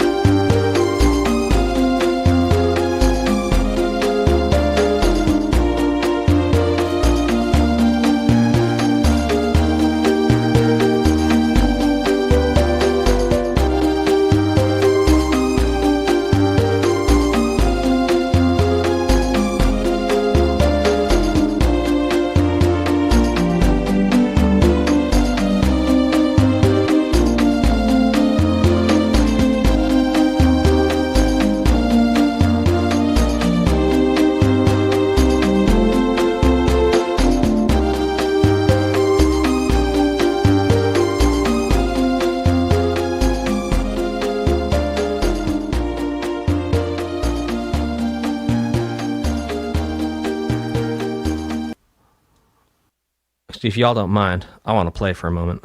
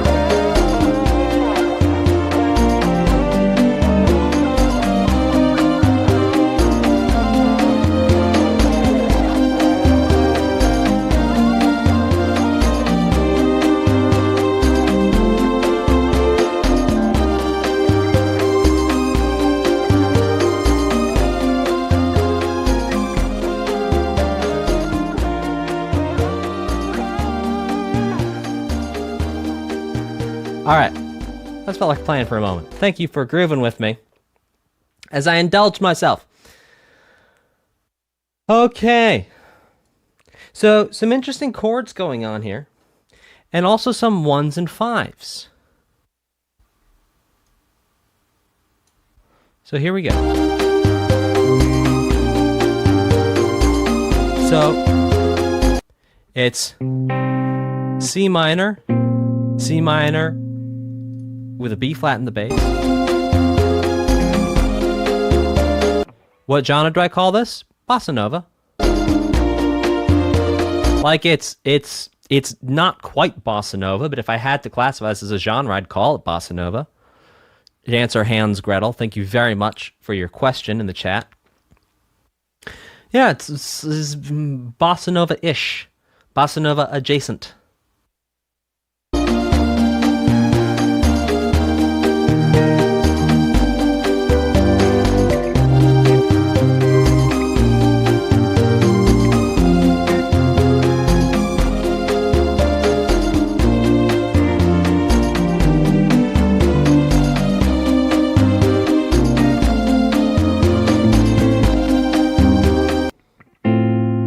Yeah, that's an interesting moment there with those.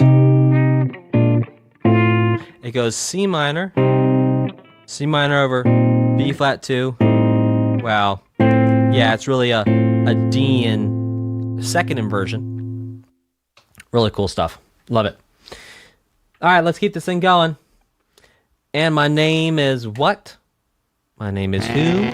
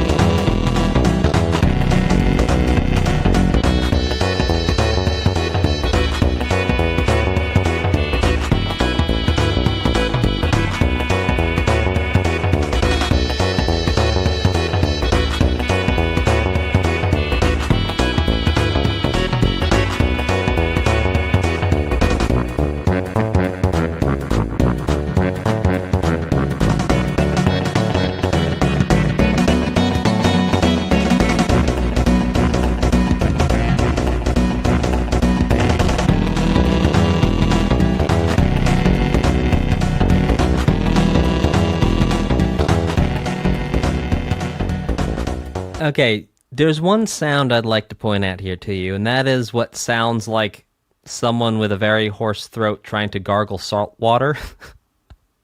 It's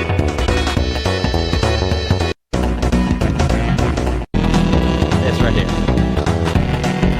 Right here.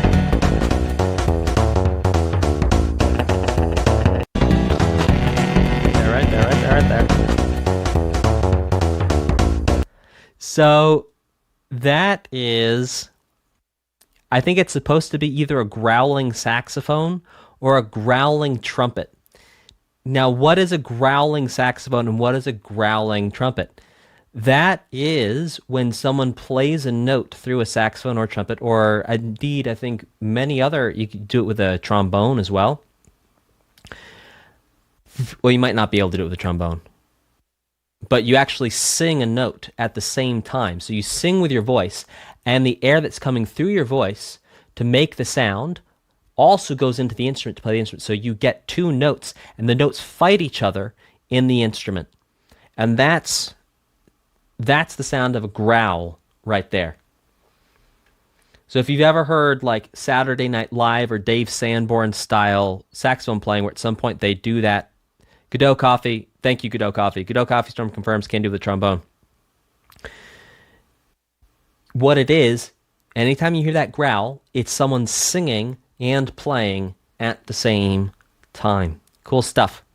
All right, let's check out. And the cool thing is about the singing is it doesn't even have to be precise. You just need to make a note that's different from the note you're playing on the instrument, and then it sounds radically different. How do I know this? Played saxophone for like many years. So Yes. All right, let's check out Long, Long Ago. Long, long ago, long ago. Hey. Oh.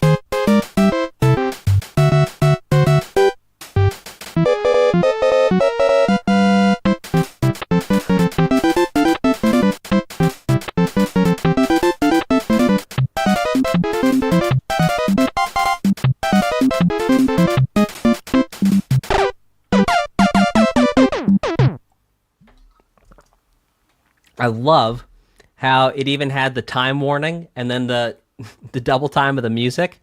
Yeah, oops, looks like your time is up. Love that. That was so much fun. All right, guys, we're going to do one more for today. We're going to do one more tune for today.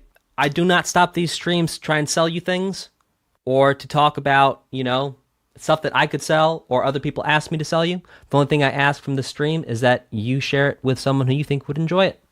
You can either share the stream or share something on the channel. Just share the channel with someone who you think might enjoy these reactions to these videos. Again, the way I'm looking at this is if we can grow the channel, that's worth it to not run ads. Cool? Fair enough? You help me grow the channel. You don't have to listen to ads. Fair enough? Cool. All right. Let's do one more for today. Let's do Heart Beating a Little Faster.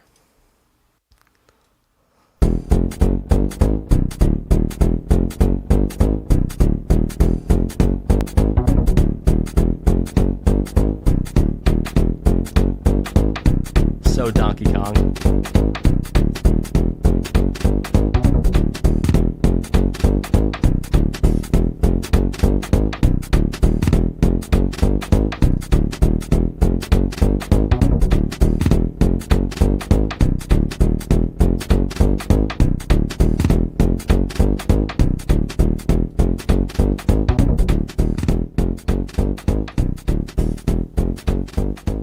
All right, so let me tell you why I said this feels like Donkey Kong. It's like if you take the percussion and the go, those little, what are supposed to be stand-up bass, acoustic bass fills, right there.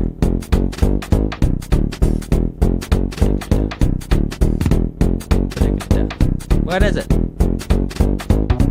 There you go, right there. Cool. Guys, we're going to do one more today, just because you're all awesome. We're going to do a bonus. The bonus for today is Slope. Let's check out Slope. Here we go. Let's do this thing.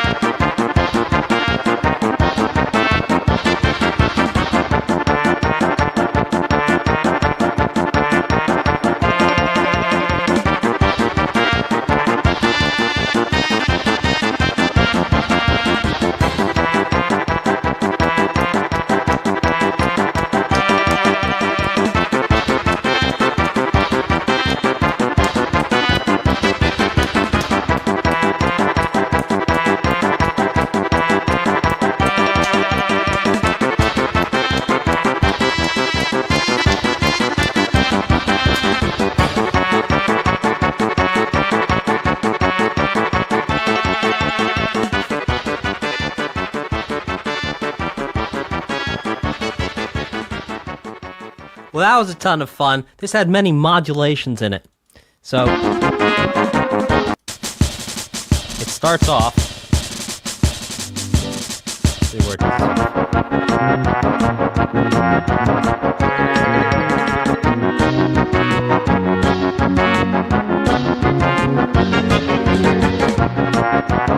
is. So it starts off in G flat major.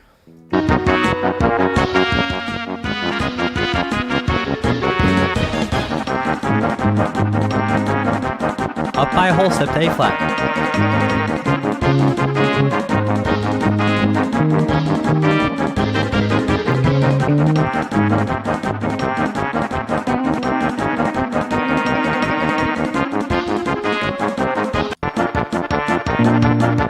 To B flat major.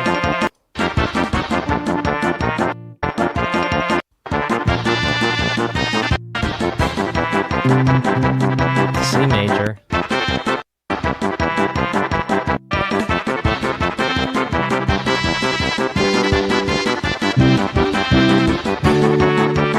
To D major. So it goes up by a whole step the same way when we found the star, the same way the other one that I said was like when we found the star, moving up by whole step. Thank you all so very much for watching.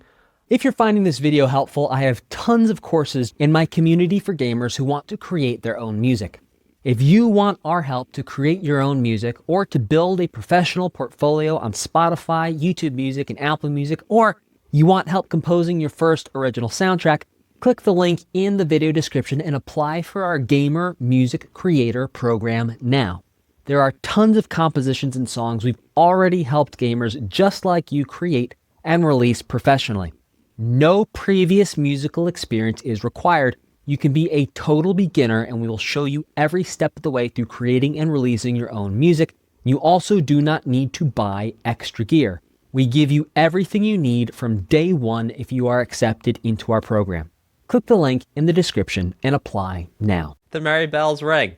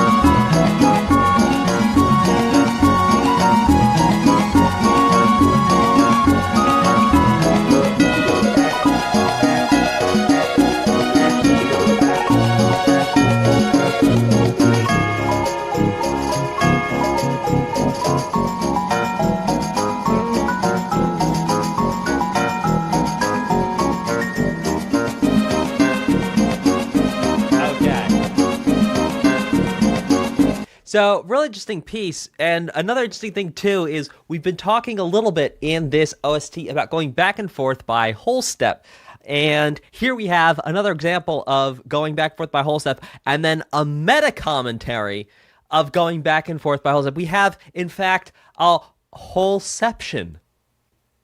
We have wholeception present in this here piece. Why is it there a whole section in this piece? You ask, well, let me show you. What happens is in the first part of this chord progression, it goes back and forth between A flat to G flat, which is indeed a whole step.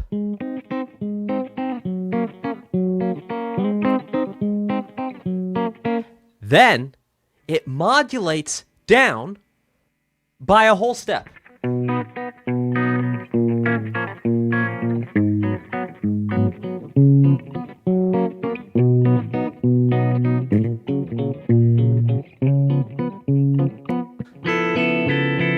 And then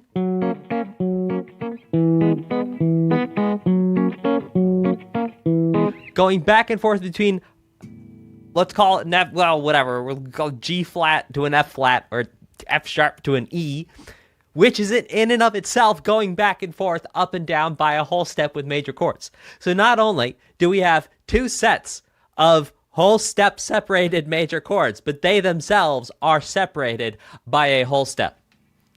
If you will, a wholeception. Let's get this going with celebrational melody.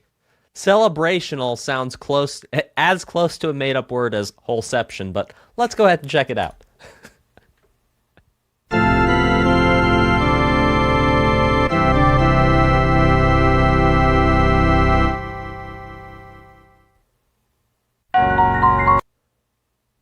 We're going to keep going.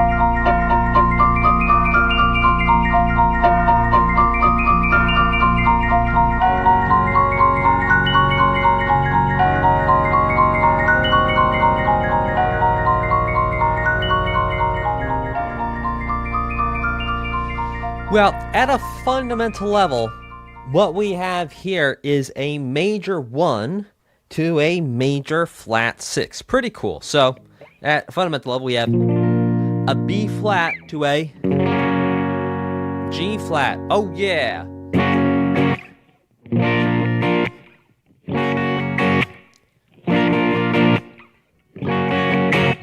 A nice rocky, hard, I don't know, it kind of sounds like it's either wearing leather or it's like, wow, I don't know. Or it's like from the 90s. Anywho, so what we have here, a B flat major down to a G flat major. And that creates, well, it says the starlight's flower. Maybe there's something mysterious about this starlight's flower. Maybe there's something a little rock and roll or a little edgy about this starlight's flower. Maybe this starlight's flower is really going to turn into a bad guy later. I don't know. Maybe I just have PTSD, not really PTSD, figuratively speaking, from Flowey in Undertale, and so now I have a mistrust of flowers in video games. But hey, you know what they say. You live, you learn, your heart gets broken, and then eventually you decide that it's time to love again. Let's check out Sunken Ship.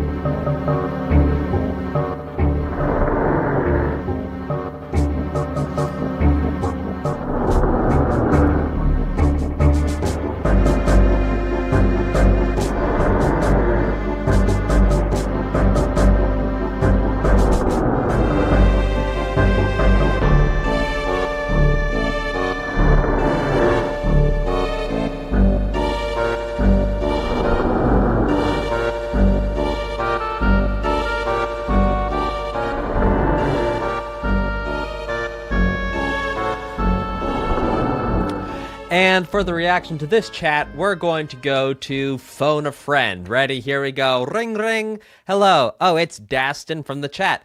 Dastin, what do you think of this reaction? Dastin says, if Diced Onion was a song. Yes, I agree, except I would call it a piece. Technically, a song would have lyrics, so we are in agreement. Diced Onions. Let's do another Phone a Friend. Okay. Ring, ring. Oh, it's the Manini Boy, who says, didn't know my dad's snoring could be made into video game music. Yeah, well, here we are. And down and up one more time, Phone a Friend, ring, ring, ring, ring, is Rubberman202 from the chat, who says it is very reminiscent of Final Fantasy VI, comma, actually, period. I haven't heard Final Fantasy VI yet, but we'll be doing that very soon. That's in voting. Okay, so we effectively outsourced a reaction to that particular piece of music to the chat. Thank you all so very much for your help on that. And we're going to move on to the next one, which is called Going Shopping in Seaside Town.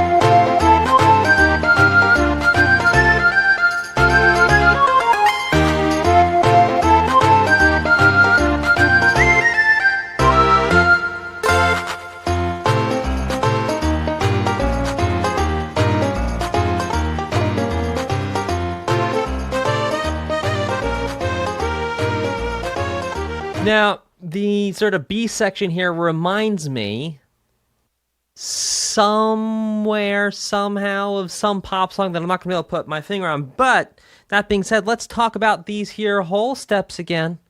Because what we have going on here...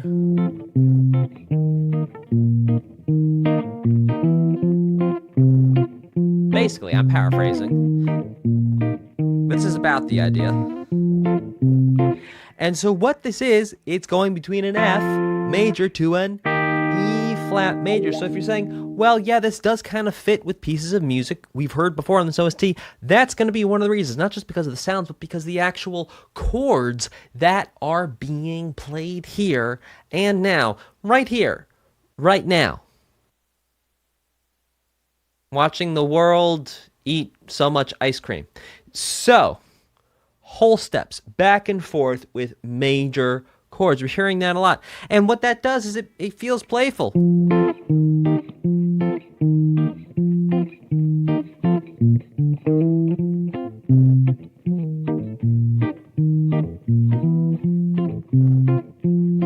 Type a 2 type a 2 in the chat, or type a 2 in the comments if you're watching this video on demand if you feel that sounds playful. Does it sound playful to you? Not cheesy, but playful. And we've heard actually a couple of mini games in other video game soundtracks.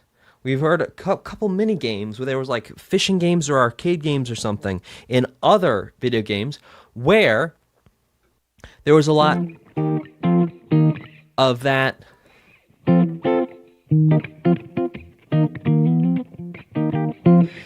Is this a basis of country music then? Well, the basis of country music, to be clear, we're talking about like classic country music, not the country music of today on the radio. But yeah, you know, you go back to like Johnny Cash stuff, you have that 1/5. So it's not necessarily the chords, it's more what the chords are doing. So, and it's not even what the chords are doing. The chords stay the same, it's the bass is doing.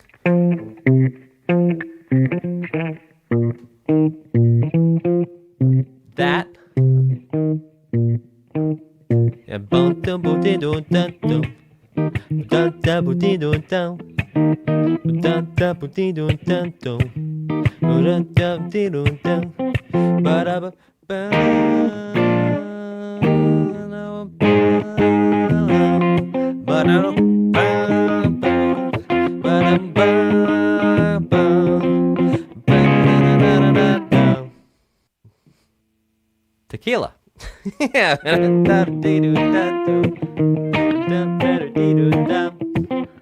Yeah. Okay. So, there's that too. Tequila. And if you're wondering what we're referencing, we're talking about the first part of the subject of a great book you should all read, which is called Tequila Mockingbird. So, Tequila Mockingbird, you go check that out. It's a great book, which I highly recommend. And that is what we are talking about in the chat here today. So, yeah, back and forth. So, really what's happening here, it's the 1 to 5, which we also talked about in part 1 of this reaction.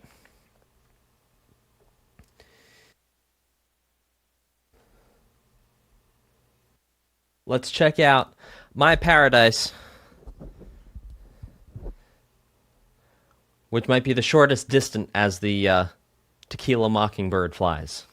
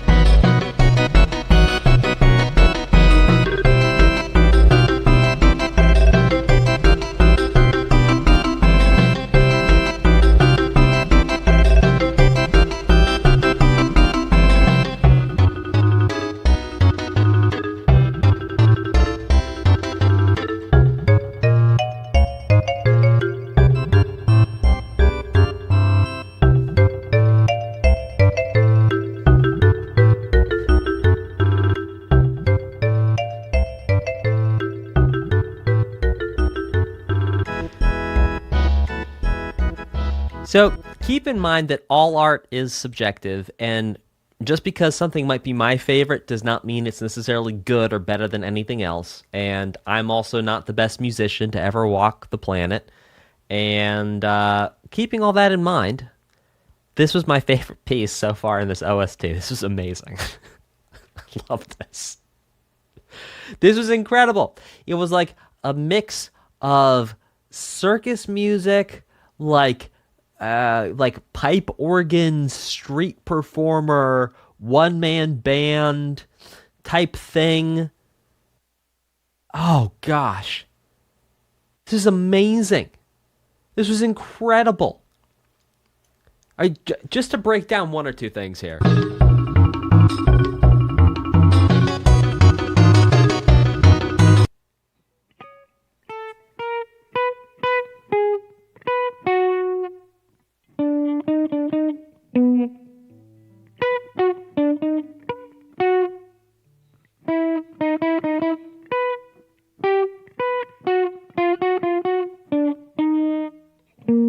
Yeah.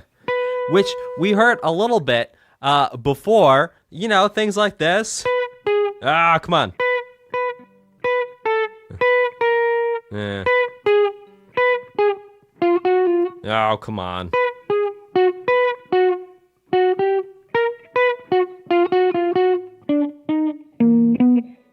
Things like that. It's beautiful. It's taking basically an arpeggio and approaching everything from a minor second below. Gorgeous stuff. And even just...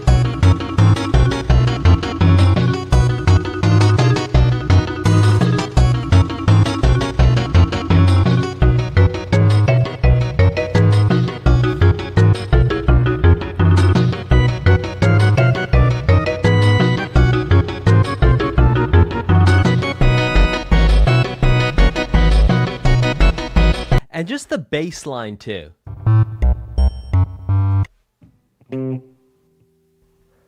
Oh.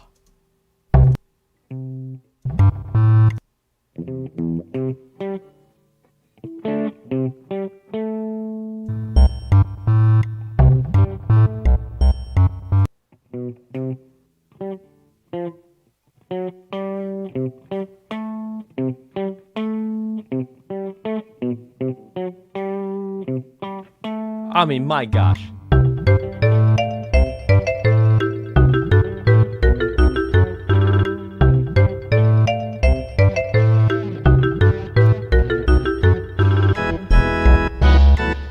Like, that alone is genius. Like, so many parts of this are just amazing. So let's break that down real quick. We have 1 5 6 1 5 6 1 5 6. Now I think this is right. 7 1 sharp 4 5. The Simpsons.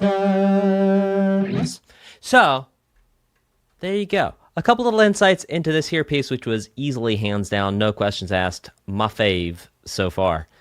Let's check out Fight Against Culex.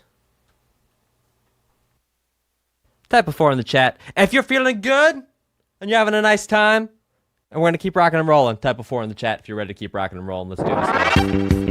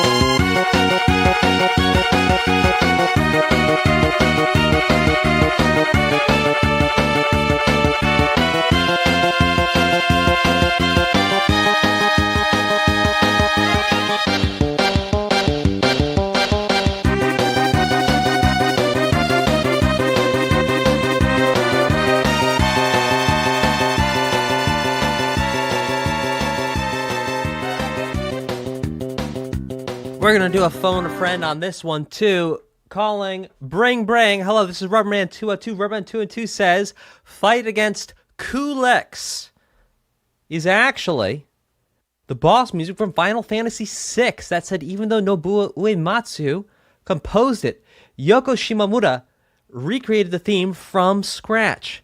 Wow. Put this towards Banjo-Kazooie. This was wild, because this sounded radically different than anything we've heard before, with the exception of the very first. So when it started, I was like, oh, here we go. Because how it starts.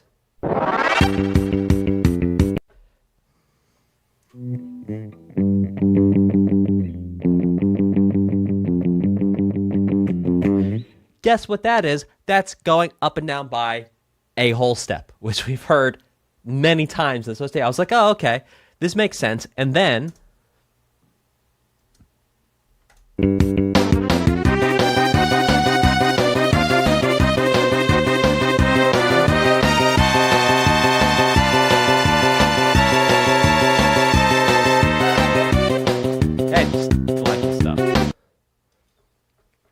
Final Fantasy IV, not 6. I apologize. I do know how to read Roman numerals, but I don't know how to read, so it turns into a problem sometimes. Also, big shout out and welcome to Joshua Villarreal for joining Best Supporters Ever tier membership.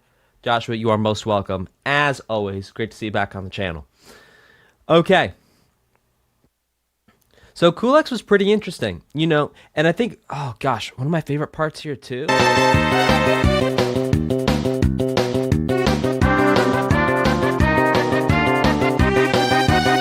is how the horns here, ba duku ba duku ba duku ba duku, and then they go unka unka unka.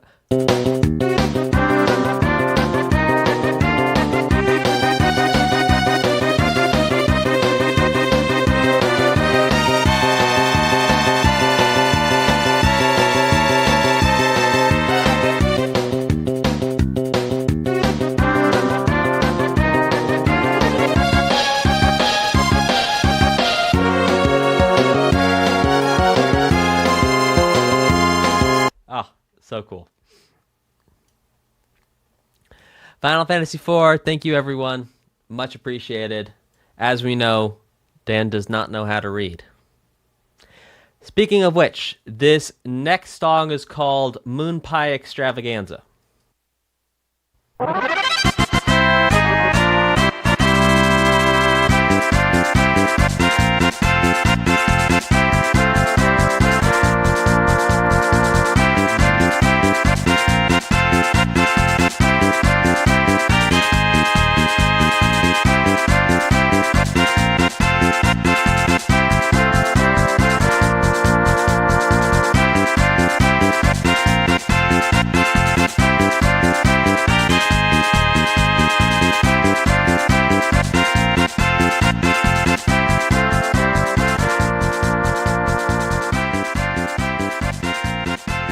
Okay. Anyone want to guess what the distance is between the two chords that go back and forth for most of this piece of music? Anyone want to guess what the interval is? Or the space? How many steps? Or the type of step? Anyone want to take a guess? Anyone want to throw that out there? Anyone want to try? We're going to look at the chat. So you tries. If you're watching this on demand, the chat's a little lower than your screen. So you'll see in a moment, but I'll call it out for you as soon as it comes through. Come on. Someone. Half step says someone. Nope. Antares says half step. Nope.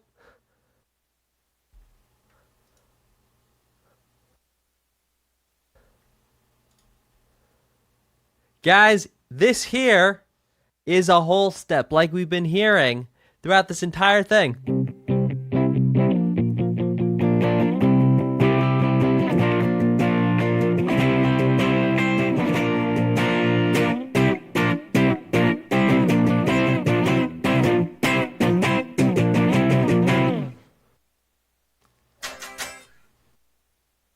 Cha-cha-cha. So what we have here is a 1, flat 7, and then flat 6. What do they call a whole step in the UK? That would be, we have a semitone, a whole tone. Likely. Yeah. A whole tone. So whole step, whole tone. And we say half step, and many European countries say semitone.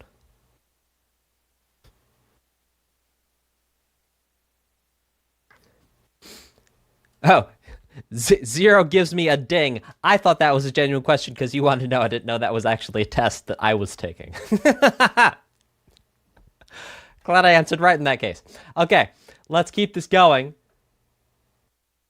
with... By the way, guys, when you have questions about music or you have questions about the OST, please ask them in the chat. I love answering questions about music. This next one is called Conversation with Culex.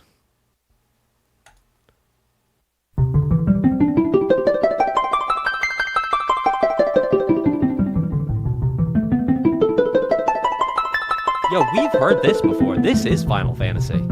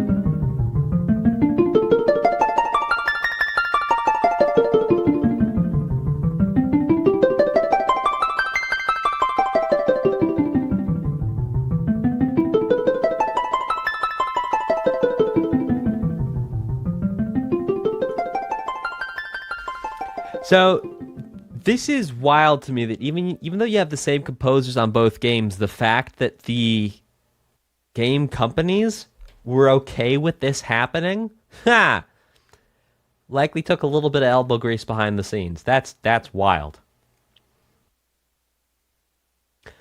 Okay, I wonder if there's a comparable moment. Is there a moment in Square Enix history where they directly reference something in Nintendo in one of their games? Was there perhaps a trade-off that was made? Was there perhaps some type of bargain that was struck?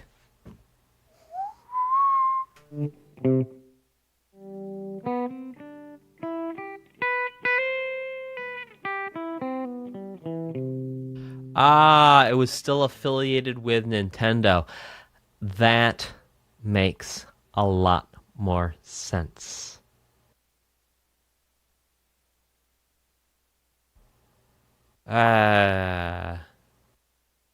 This year, 1996, was like the last year they had that full collaboration, thanks to Yagi Dihoshi. Thank you, Yagi. Okay, that's interesting. Oh, Mario RPG was made by Square, so this whole game was the trade. It was basically a cameo of themselves. Oh, wow. Oh, and then Joshua Villarreal says in Final Fantasy VI, there's a tombstone that said, "Here lies Link." Oh.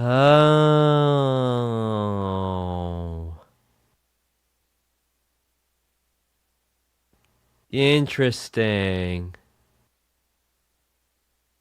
Huh. Wow. Cool. I learned a whole bunch today. Thank you so much for educating me. Bing. Let's check out you and Todofsky create exquisite music. Let's check this out.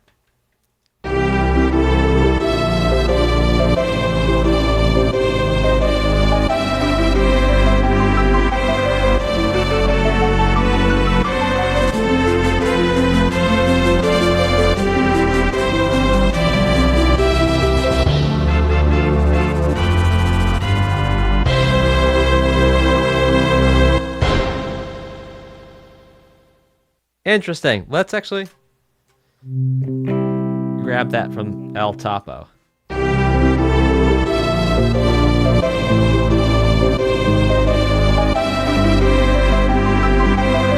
right. chords break down the first bit. I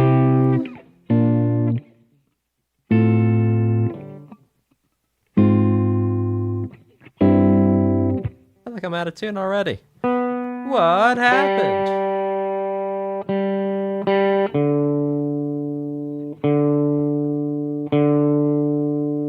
Y'all can see my fun tuner here. Makes great lights. Which is kind of like the exclamation if you've ever heard someone say, "Great Scott." It's kind of like that, but it's great lights. Oh, how fun are those lights? Okay. So we have C, B flat, F major in first inversion, F minor in first inversion to C in second inversion.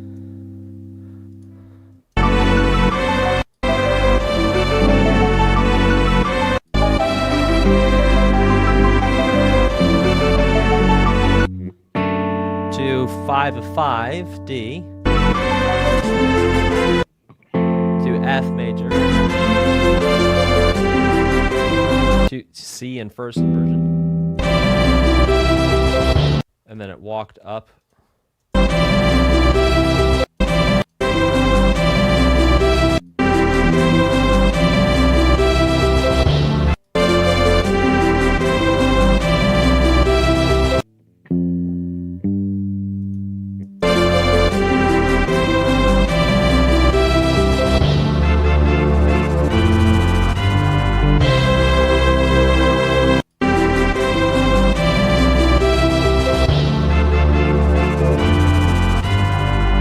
Then D minor, F, G, C. There was a little thing.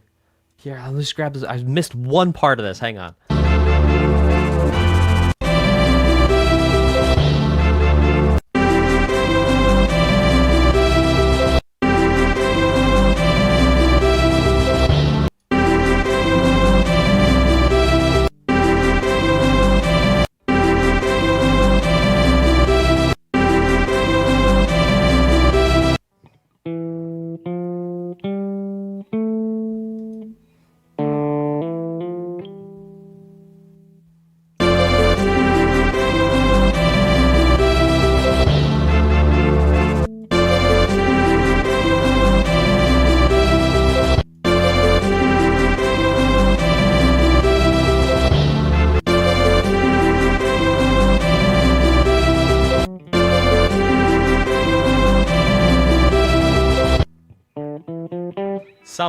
Something walking up, like it goes to C and then maybe E, F, G, maybe it goes to D, something. Then there's low notes.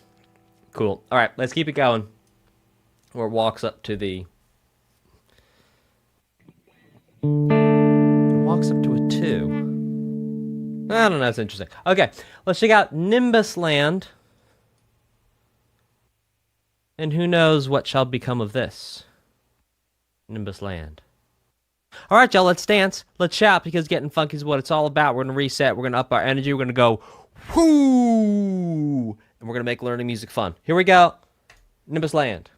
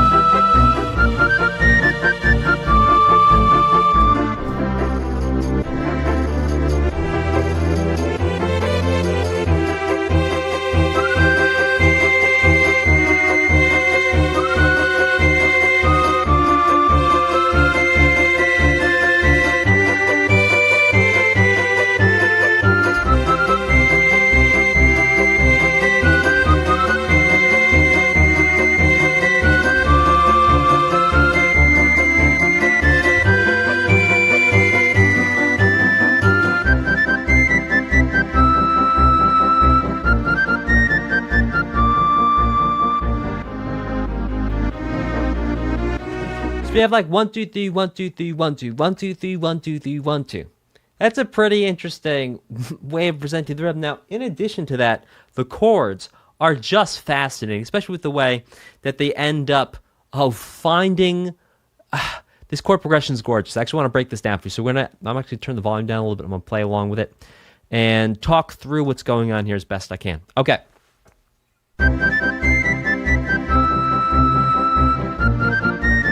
So right there to start off, we have C to B flat. That's that whole step we've been seeing throughout this OST.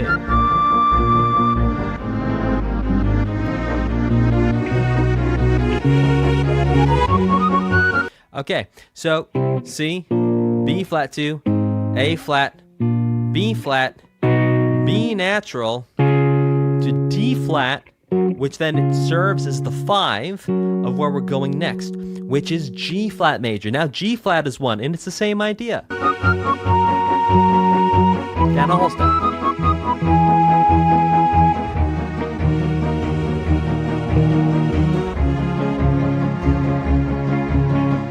And that was just going to 6, to 5 of the G flat, to 4, back to 5.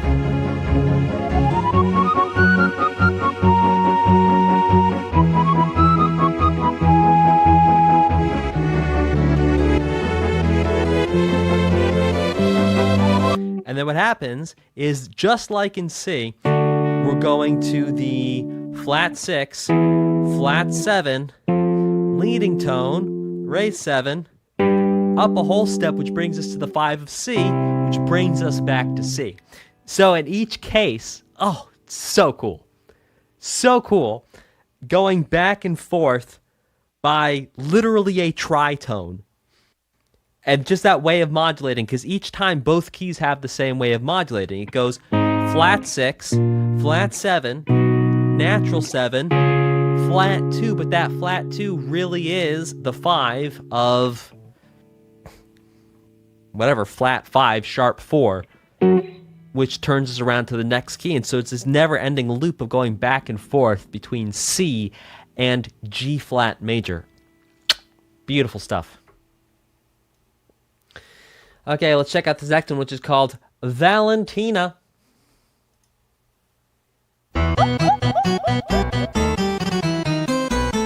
Oh, heck yes.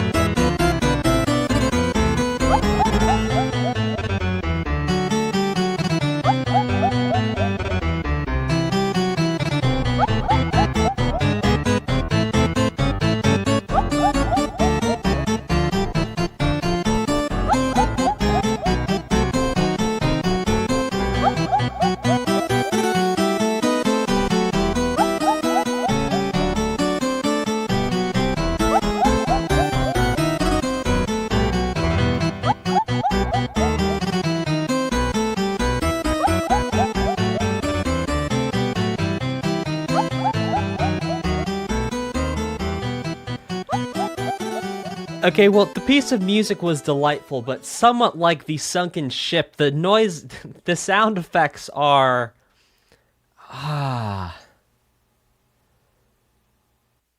I wish I had a phone friend here. Oh, I do have a phone friend. Thank goodness. Conti in the chat says, those 8-bit laughs. Yagi says, Ojuo sama laughter. Ojuo sama laughter. And this version had jiggle physics for some reason, says Mojave Rhodes. Criminals Mastermind says, ooh, whoa, ho, ho, ho, ho.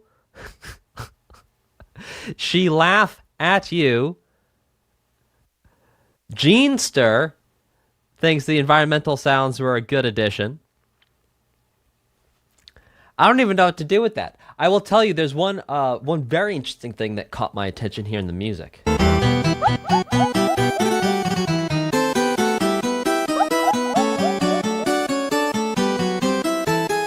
Oh, I have no problem with sound effects being played during music. I'm no purist, don't get me wrong. These sound effects are just like, what are we doing though? Does that make sense? I like to practice radical acceptance of sound. Yeah.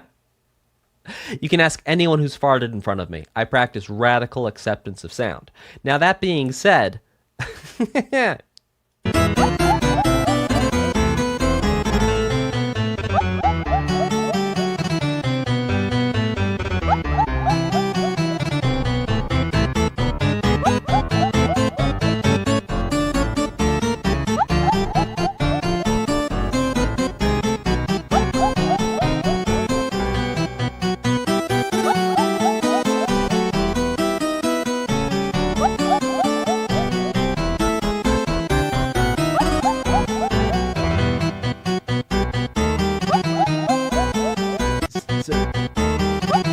like there, I love how staccato that is, and the separation between every single note, like right here. Oh. There's like that percussiveness of it.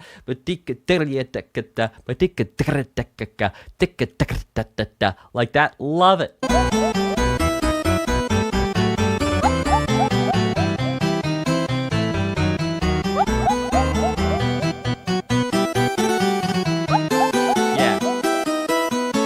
That's awesome. It almost sounds like metal kick drum figures, if you will.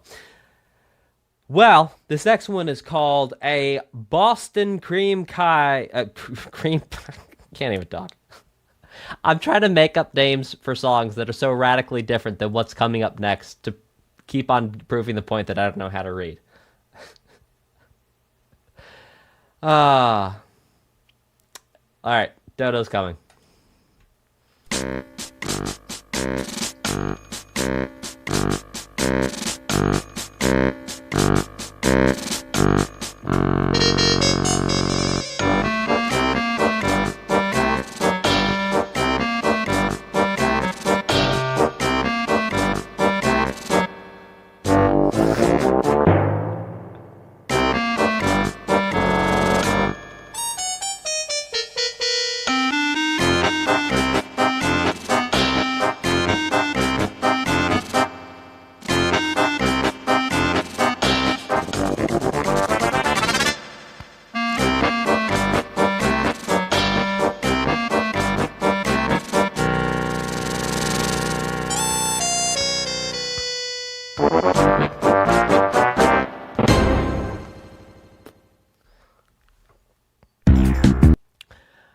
Well, this starts off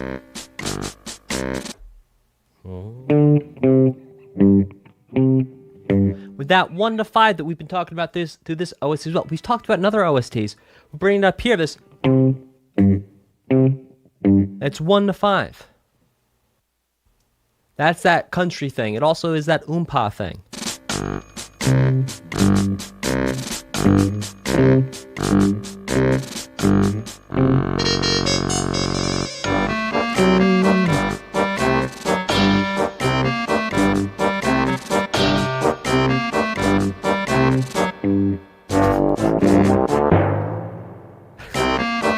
That boing.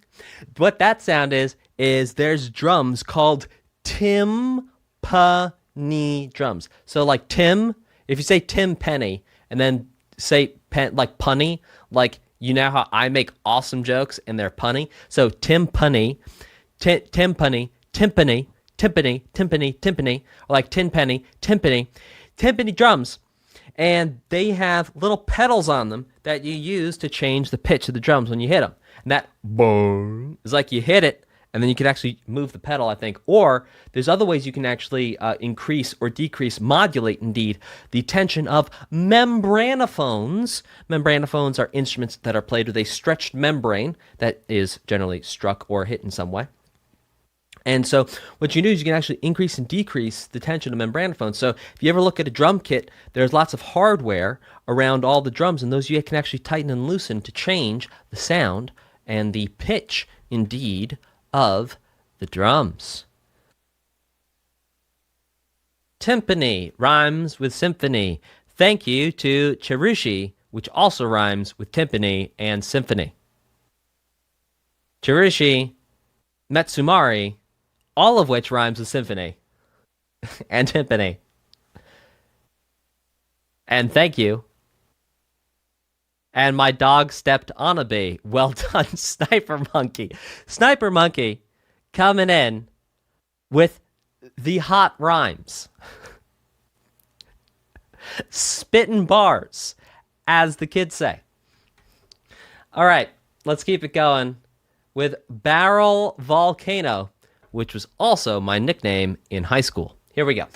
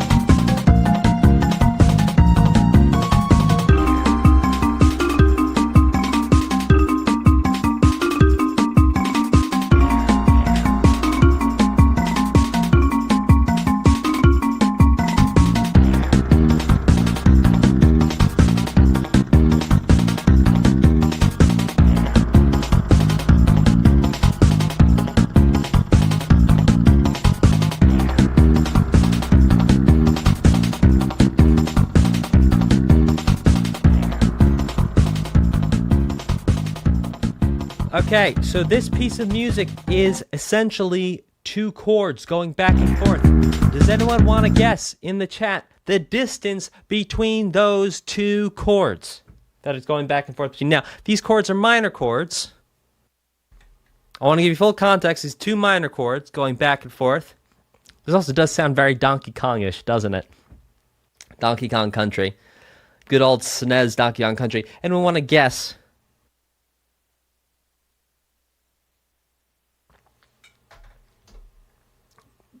We have Innocence, who says a millionth step. We have Hans Gretel, says an octave. We have Zero, who says might be a whole step, Dan. Yep, a whole step indeed. Okay, so here we go.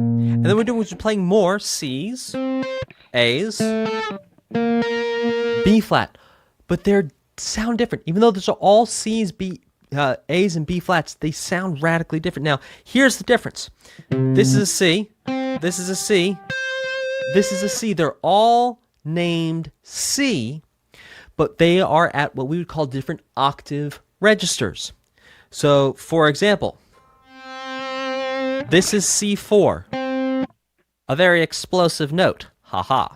This is C5. This is C6. That is C3. So C3, C4, C5, C6. You can hear that they are all related. Now, the relationship between these is there's a thing called hertz. Hertz is the way that we measure how high or how low sounds are. And we're not going to go into it at too much of a detail. But here we go talking about a doubling of the speed of the vibration of the sound. So hertz is measuring how high, how low. Really what it's measuring is how fast the sound wave is moving. And when a sound wave moves very fast, it sounds like a very high sound. This sound wave is moving very fast. This sound wave is moving a lot slower. So if you've seen, for example, the Snapple fact of like a black hole makes the sound of a B flat, it's like, well, yeah, I guess so, kind of. But that sound wave of a black hole is going so slow and it's so low, you can't hear it. Another example is there's things called dog whistles that dogs can hear, but most people can't hear. Another is an example of an app you have on your phone that you can play where all the kids will go, and all the grown-ups will go, what's happening? Because the grown-ups don't hear that frequency anymore, whereas children do hear that frequency, that high, that vibration of the sound. So typically human beings hear between 20 to 20,000 hertz. I'm not mistaken. Somewhere in there. Don't quote me exactly on those numbers, but we have a big range, and if it's outside that range, so if it's lower than 20 hertz, you're not really going to hear it. Really, if it's lower than 40 hertz, you don't hear it too much. It doesn't really sound like much. And so what we're looking at, this relationship of octaves, is that we're taking the sound and we're saying, okay, how fast is the sound going? Let's say this sound is a 1. This sound is a 2. This sound is a 4. This sound is a 0.5. So there's actual math here in the relationship between these notes. All these notes sound similar because it's a doubling or a halving of how fast it's vibrating. There you go. Yeah, good headphones go to 5 to 30K. Most headphones go 20 to 20. But like when you're mixing music or when you're mastering music, a lot of times is you'll cut all the sound off of most instruments except the very low instruments down to 50 or 40 hertz. Like below there, you won't have any sonic information because anything below that's just going to be a waste of everyone's time. It'll be like the sound of someone's foot tapping the floor, but not just the high part, the low part. Like if you've ever heard like, oh, here's one more example for you. So if you've ever been driving in your car or your parents' car and you hear in someone's car next to you the just the low sounds of the music they're listening to, even though everyone's windows are closed. You've got two sets of windows between your car and the other car, but the other car's music is so loud, you're hearing the low parts coming through. That's because those lower sounds, those are lower sound waves, they move slower, and because they move slower, they move through more walls because they're moving so slowly. Whereas the higher sounds, it's like they're denser, so it's like they're hitting walls and they kind of bounce back off, right? So sound waves that are happening very fast like this, they hit a wall and they don't go anywhere, whereas the sound waves that are very slow pass through walls. And that's why you can hear even if you're not in a car, sometimes maybe you're in your home and your neighbors are having a party and you can hear the low parts of the music. That's why. It's those lower sound waves are just moving slower.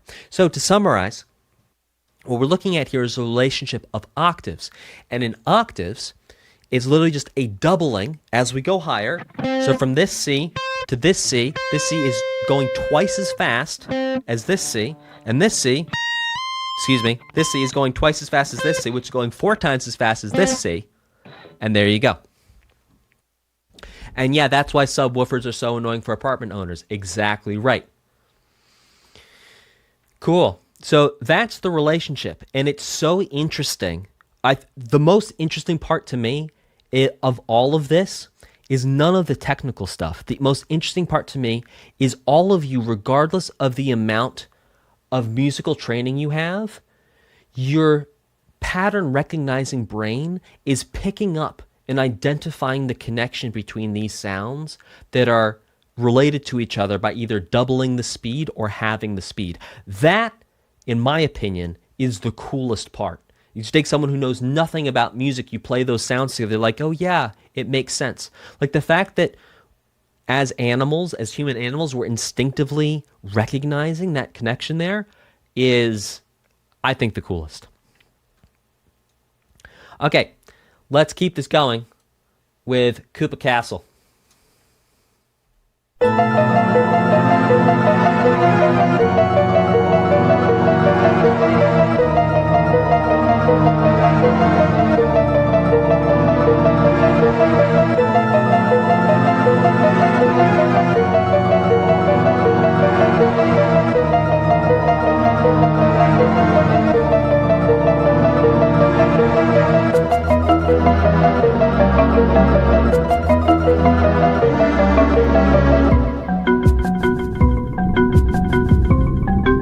Oh, break it down now.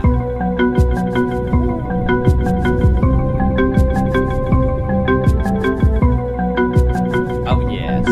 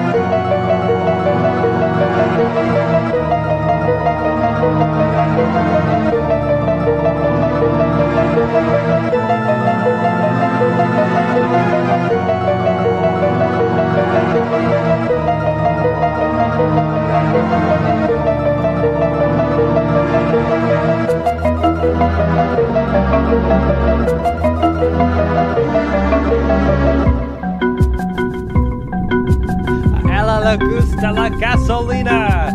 Dame más gasolina. Guys, this is reggaeton before reggaeton. La gasolina. Dame más gasolina.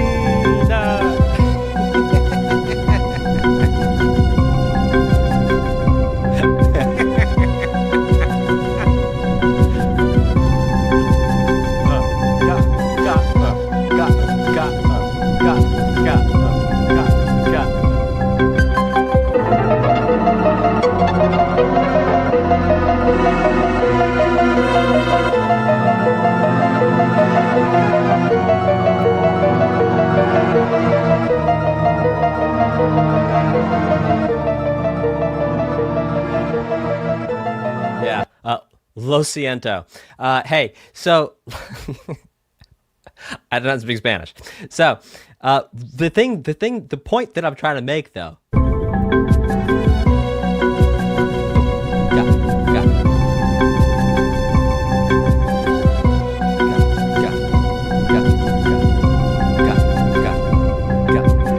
It's like it's got a little bit of reggaeton in there.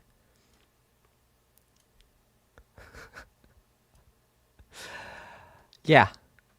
So that's pretty cool. And here, and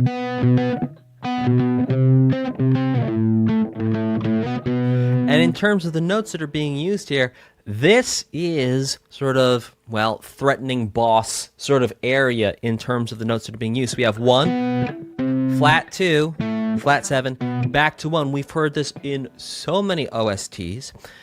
We've heard... That was definitely in Persona 3. I think there was a whole thing where there's a bunch of that. We've heard this so many times. Oh, but so cool. And my goodness, I just love...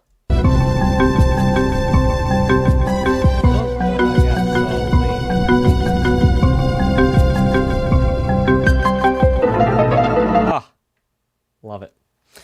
All right, let's check out Weapons Factory. Koopa, Koopa, Koopa, Koopa, rocket everywhere. Rocket everywhere. Rocket everywhere.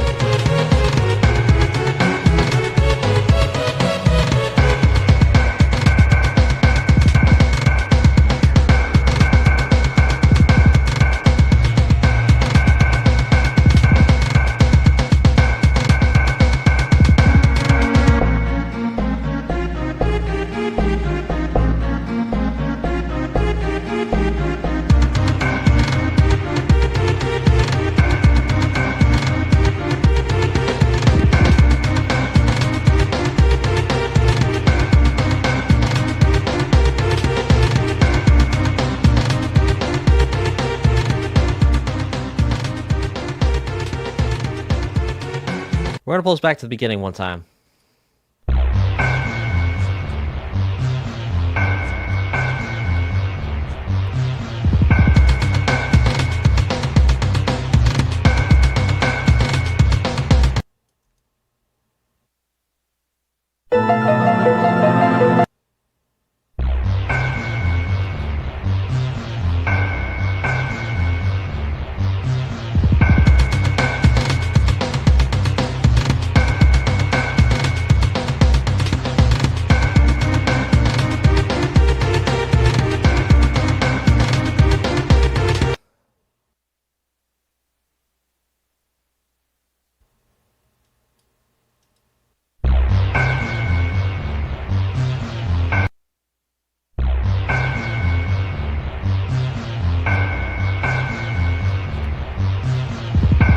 Yeah, I was going to say, 7, yeah, 7 to 3, yeah, 7 to 3 4, right? Or 6/8 treated not as compound meter. Because it really is, it's a group of 7 first. Great ears music combo, by the way. That's exactly what I was, yep. Music combo is going exactly where I was going. I was trying to figure out the way in which the 13 was divided, because to have a piece in 13/8, okay, that's cool. I think what's interesting is to figure out how the pulses are divided. And what we can hear, at least from the bass line, is a group of 7 and then 6, or indeed 3 4. 3 4 5 6 7 1 2 3 4 5 6 1 2 3 4 5 6 7 1 2 3 4 5 6 5 6 7 1 2 3 1 5 6 7 1 2 3. And you notice when I'm counting up to 7, I don't say seven because that's 2 syllables. I just say sev, which is much easier to count. Because when you're counting and you're counting music fast, you don't want to have to take the time to say seven. So 1, 2, 3, 4, 5, 6 are all 1 syllable. So you go sev, 8, 9, 10. And that keeps everything as 1 syllable. 3, 4, 5, 6, 7, 1, 2, 3, 4, 5, 6, 1, 2, 3, 4, 5, 6, 7, 1, 2, 3, 4, 5, 6, 7, 1, 2, 3, 4, 5, 6, 7, 1, 2, 3, 4, 5, 6. Which is what had me thinking in the first, because before I was identifying the groups of 6 and the groups of 7, and I wasn't thinking about adding 6 to 7 to create 13. But hey, there you go. Super interesting. I would love to take a peek at the, or at least hear what the composers say about how they were thinking about this. I think would be fascinating. Like, were they thinking about it as 7 plus 6? Were they thinking about it as 13? Maybe they weren't thinking about either. Cool stuff. Let's keep going with Fight Against Smithy. Let's keep it going.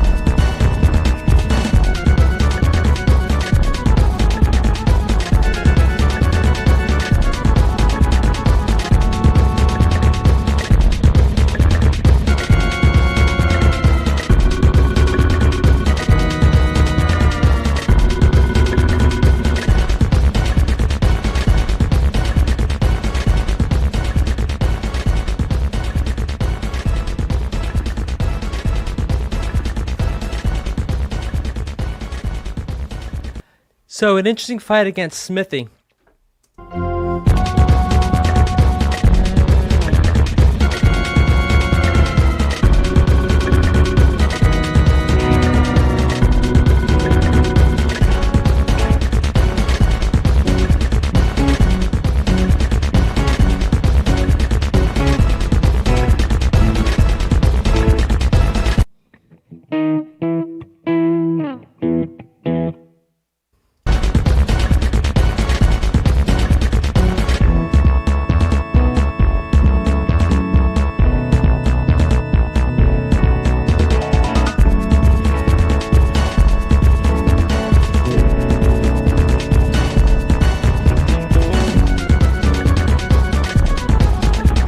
So what's cool is it starts off, so we're in the key of, we're going to call it F sharp minor, and then it goes to B flat major, back to F sharp minor, and then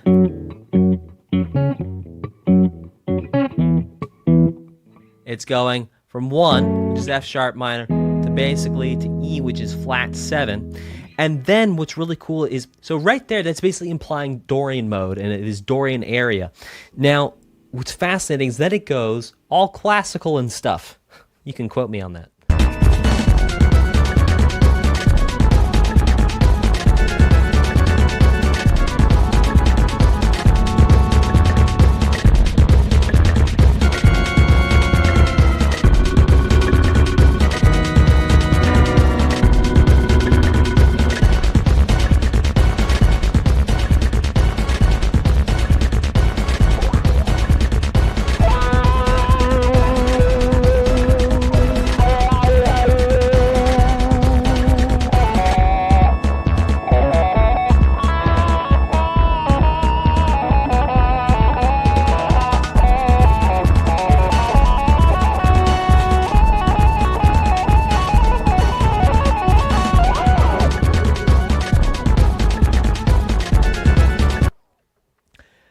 Cool stuff. Let's keep this going with Fight Against Smithy, who likes transforming. Interesting.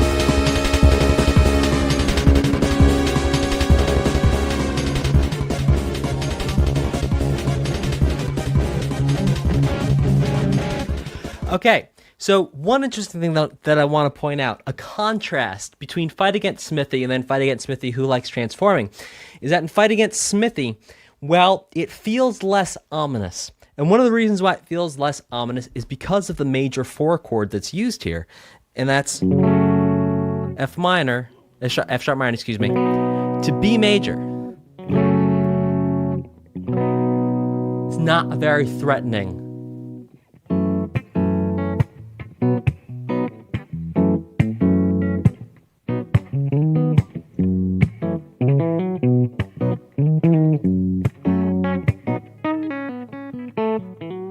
Doesn't sound very threatening. Now,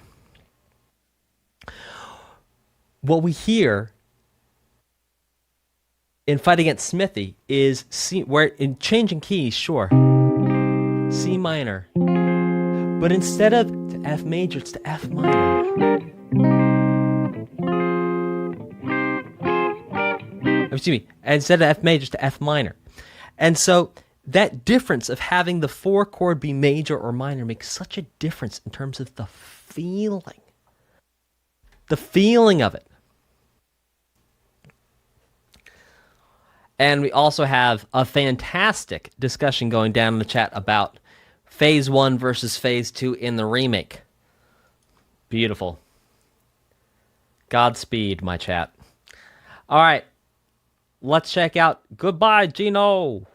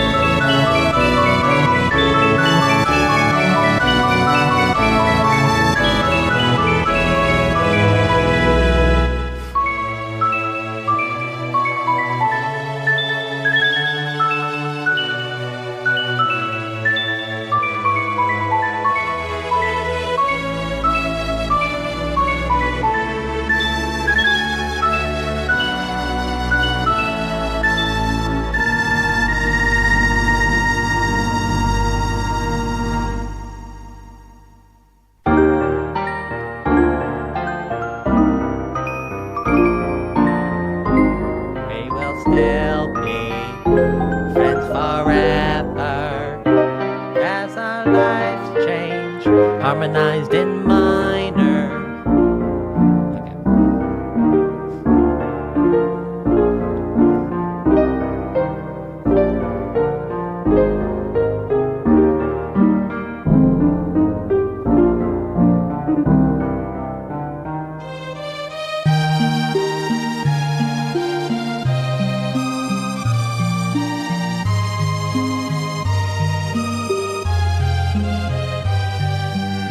Okay.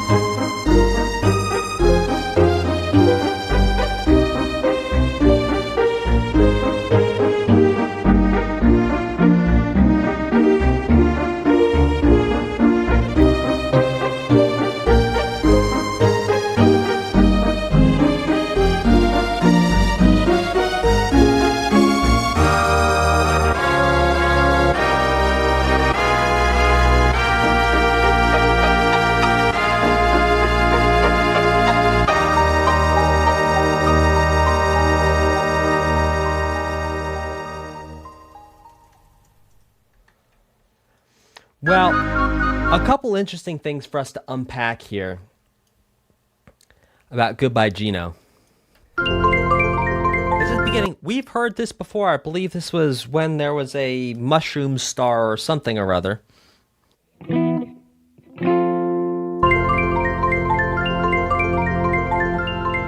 major, E flat major, whole step, major chords.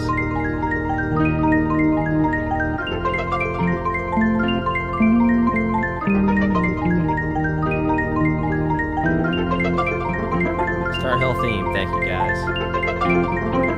Now we're gonna go up by whole step in a moment. Here we go.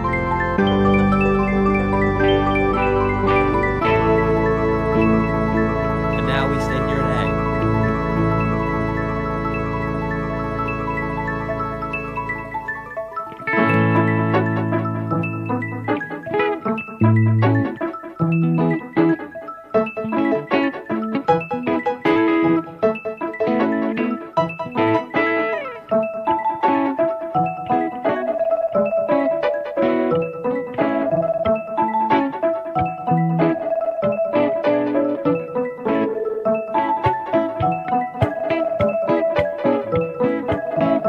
And so what we have is just going back 1-5-1 in A, so we're going A, E, A.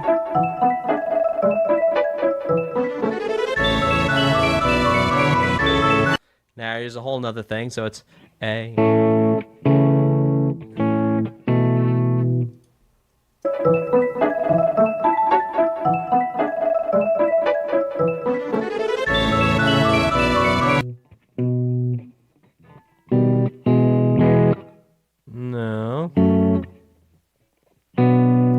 No, surely not. Surely not.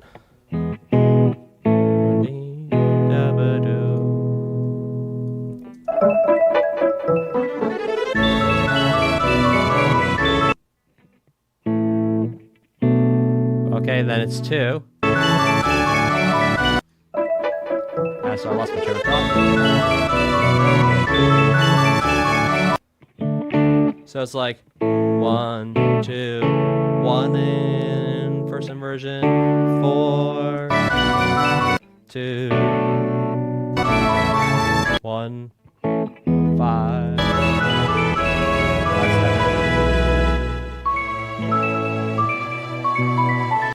You have that.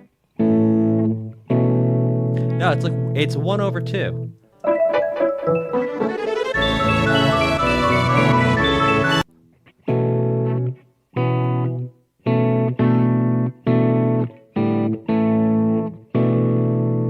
Wow, 1/2. Maybe it's a B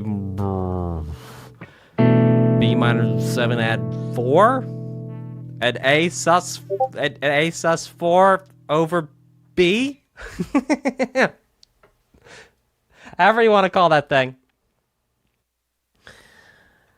Okay, let's listen to Happy Parade, Delightful Parade. Let's check this out.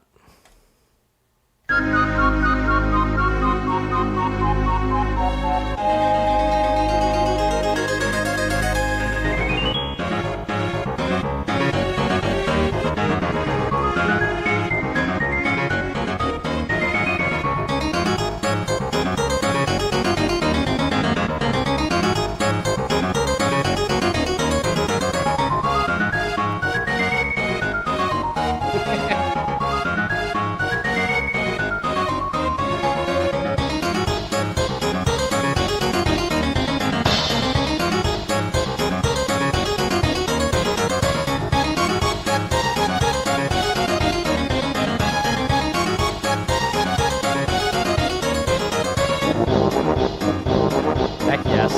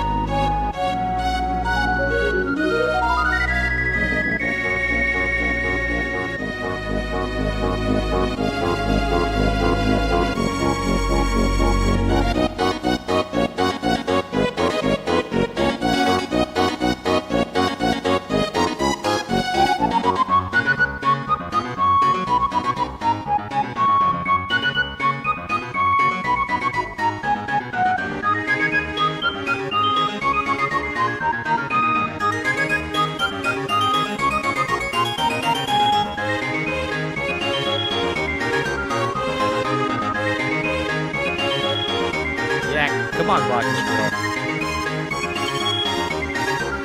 Yeah, Piccolo.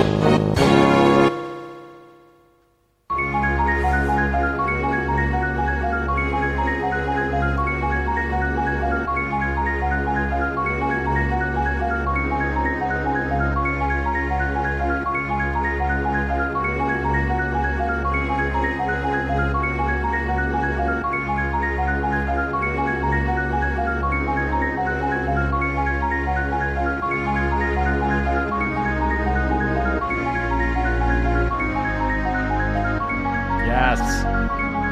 Yes.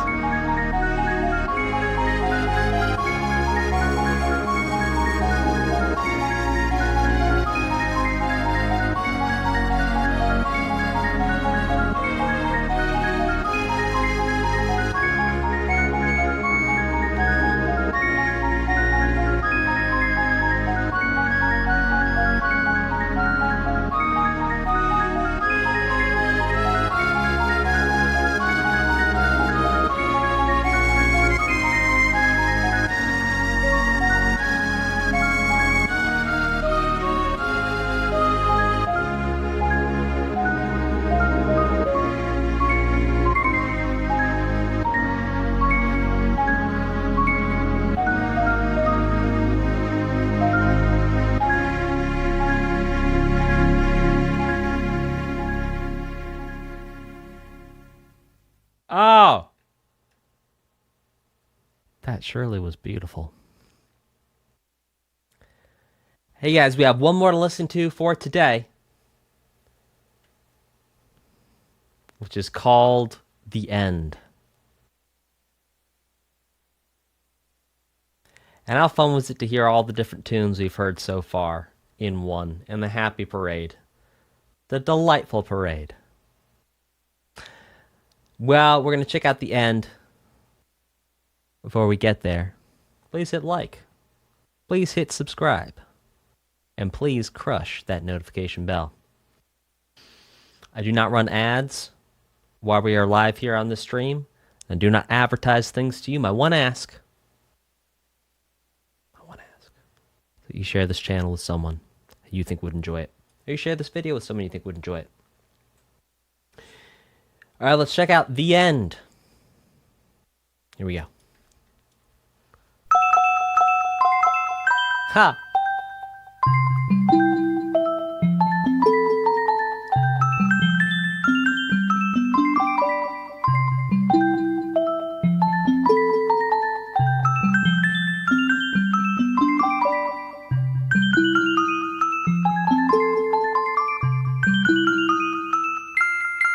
Love it.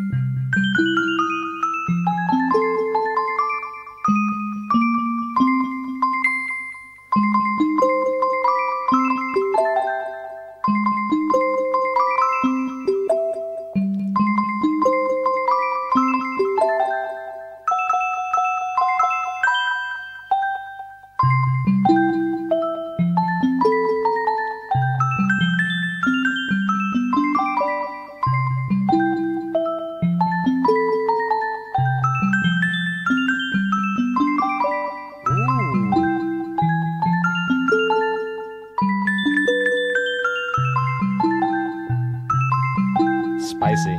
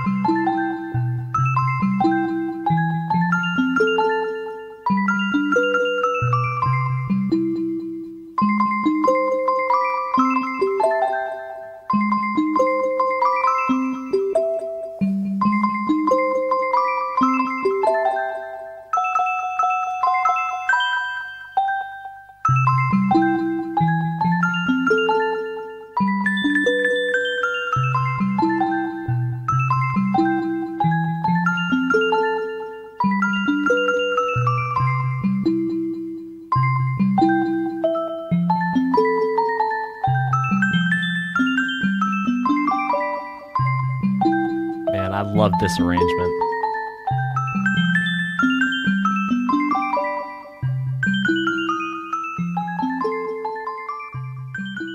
Well, that was so cool. And also, please join me, chat. Put your favorite emoji in the chat to say thank you to J2O Juiced for making this here playlist and for setting us up with our surprise bonus track we're going to listen to right now from the remake, Beware the Forest's Mushrooms. Let's check it out.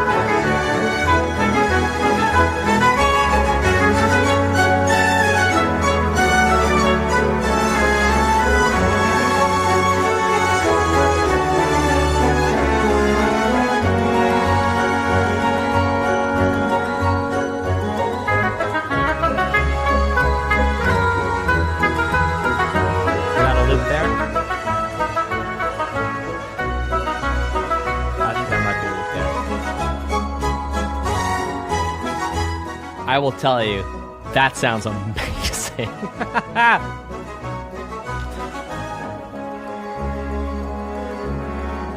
Well, yeah, I tell you what. How about I do one more bonus for today? Type a 3 in the chat if you want one more bonus track. Type a 3 in the chat if you want one more bonus track. Show me the 3Zs. Where are those 3s at? Where are my 3s at? Where the 3s at, yo? Alright, guys, here we go. Fight against Culex. Let's give it a shot.